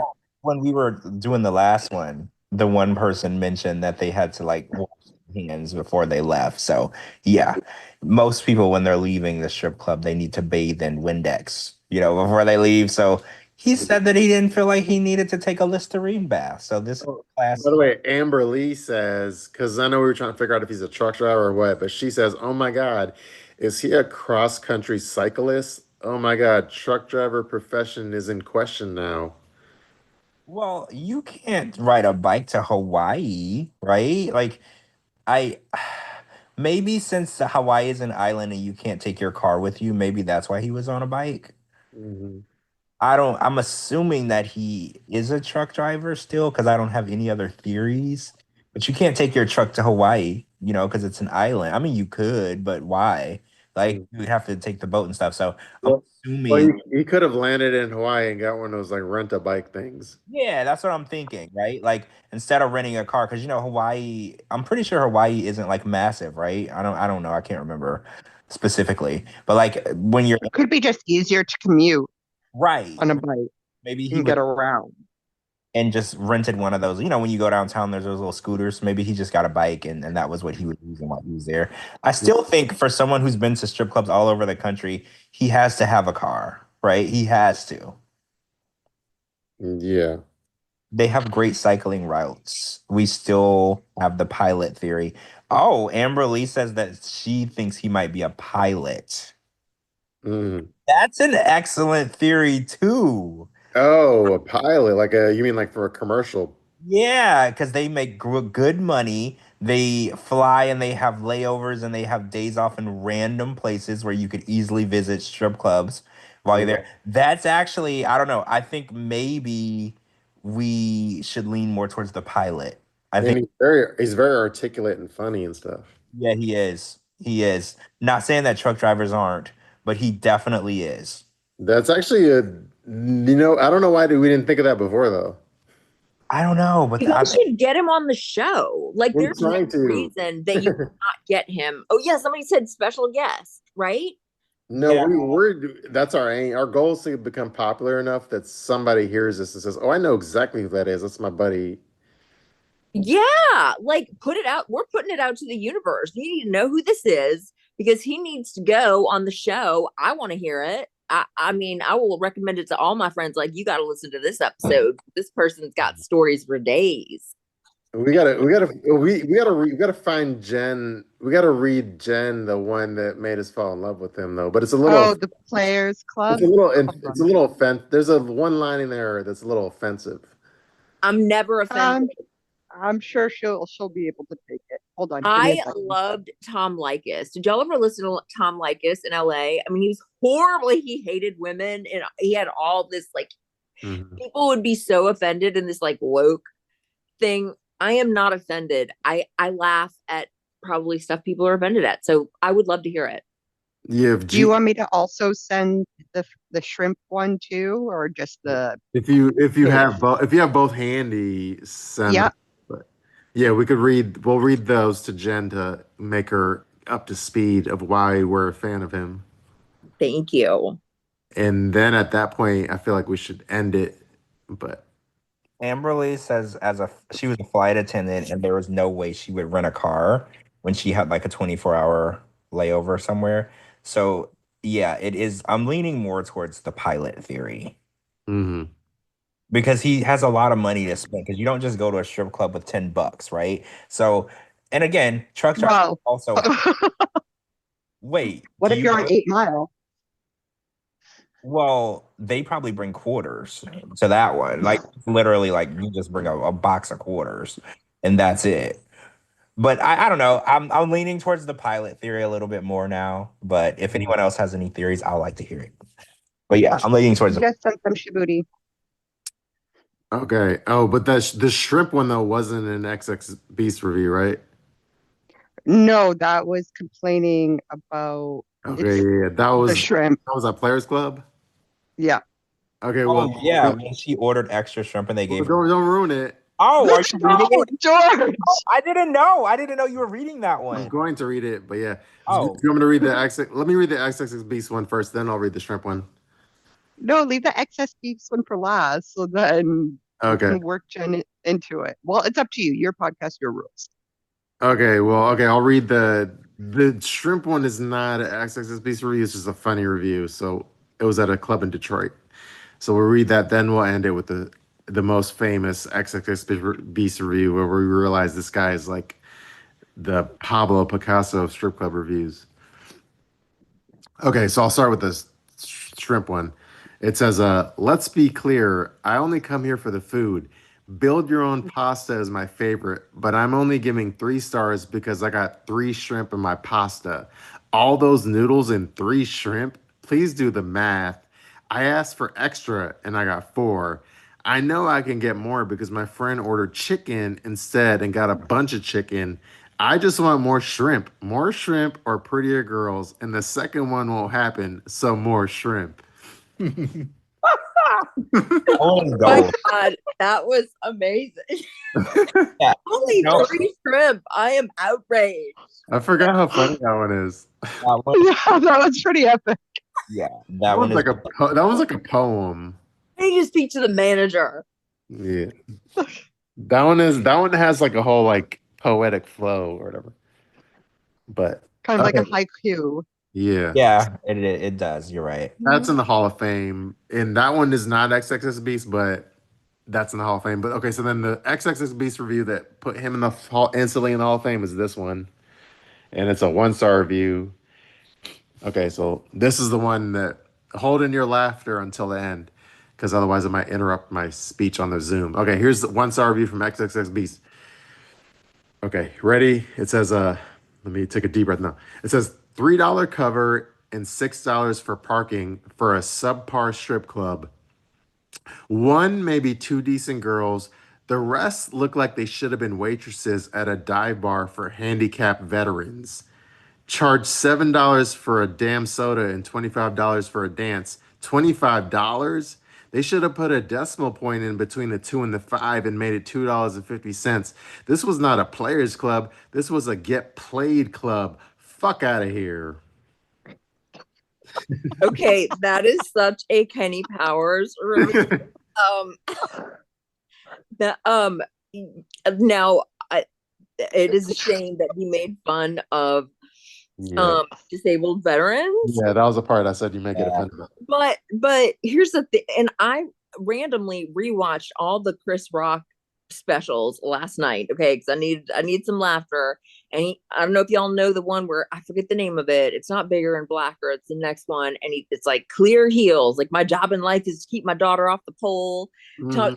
And he talks about like what is acceptable to say. Like when can you say something funny that's it's inappropriate, but it's so funny, like it's okay to say. And that shit's funny. Mhm. The end is funny. It's funny as fuck. I like it. Yeah, XXX Beast is a goat. Yeah. He could write a book of just, and we would just put his reviews in it. You know how people will release a book of poems? We would just release a book of reviews from him, and it would just be amazing. Yeah, if people are wondering why we're so addicted to doing the podcast, it's like we have to we live for weekly XXX Beast reviews, and nothing's going to stop us from doing those reading those reviews. No, as, Genius. as long as he's out going to strip clubs, we will read the reviews. We will do it. And True. unfortunately, I can't find him. It's on this other website, and it's not Google, so I can't click on the name and connect with the person. So, and on this site. So, Well, I wonder if Chat GPT knows who XXX Beast is, but we'll have to look into it. I tried Google. I tried everything. Ugh, but maybe Tried ChatGPT. No, leave that up to the experts. True. Well, all right. Well, we pretty much hit all of our topics. Let's give an early happy Easter to everyone. Oh yeah, Easter weekend, guys. Happy Easter. Thank you, Jen, for hanging out with us all night. Hey, thank you for having me. Seriously, like it's an honor. And yeah, and I told yeah, you can't have somebody every week that like I feel like I probably overshared, but I really appreciate you guys having me on there. And it's super entertaining. I love that you're doing this, and like I am projecting so much success. This is amazing. You're doing the Lord's work. Thank you. Oh, And thank you. yeah, Thank you. and just so the people know, I get high off my own Kool-Aid supply because after I post the podcast, I listen to the playback every week. So that means I like the product. Yay! Oh, I So, love it. Well, I'll be listening back to the playback tomorrow, and yet it was awesome to have you hanging out with us. And hopefully, you've noticed a better podcast than when you first came on a year ago. I mean, you know what? It's like you now you have like in meetings there's like the gatekeeper and the whatever all the roles to keep things rolling. That's the difference. I mean, it was always good like laughs and material, but it's the structure and like the reading at the end of the strip club reviews. So good. Like yes, love it. And what's cool too about our podcast is like, so sometimes we have this one lady, aka JLP, aka Captain Picard. So she'll be on a lot, and like Coco will usually be on longer. So that's what's kind of cool too is when people tune in, you don't necessarily know which hosts are gonna. We have kind of obviously George and I are gonna be here no matter what, but like our other people, they'll pop in and out. So it's always kind of like a dynamic experience on top of the celebrity guests. So Yeah, it's fun. If you start listening in hour 1 or hour 3, you'll be entertained. That's what's cool about it. yeah, so I'm super excited. It's Super- once it's posted, I'll send you a link once it's posted. Thank you. I appreciate that. So And thank I you for guess- being our first ever Hall of Fame guest. I still can't believe that. Thank you. Oh my gosh. I love you guys. You are first ever, and now you're back, and it's like a full circle for all of us, right? I feel like it's crazy. You were the first one, and that show was amazing, and now we get to have you back and talk to you again, and it was still amazing. So it's so cool. Yeah, Thank you so much. And I'm available to you anytime. But in the meantime, I will be looking forward to listening to these because they are amazing. yeah, and thank you for rolling with the punches and answering all of our questions. You know, I just hope my mom doesn't hear me talking about cunnilingus and or anything at my job. But you know what? If they're listening, they're guilty. So yeah, Mom, don't go to the transcript and do Control F and put in cunnilingus. Yeah, I agree. Don't do it. It's not here. yeah, no. True. All right. Well, I'm gonna do my sign off, which is thank you everyone for listening to 90 Fiance Fridays on a Friday, and we'll see you Sunday. Sunday. Peace out, everybody. See you Sunday. Good night. Love you guys. Peace.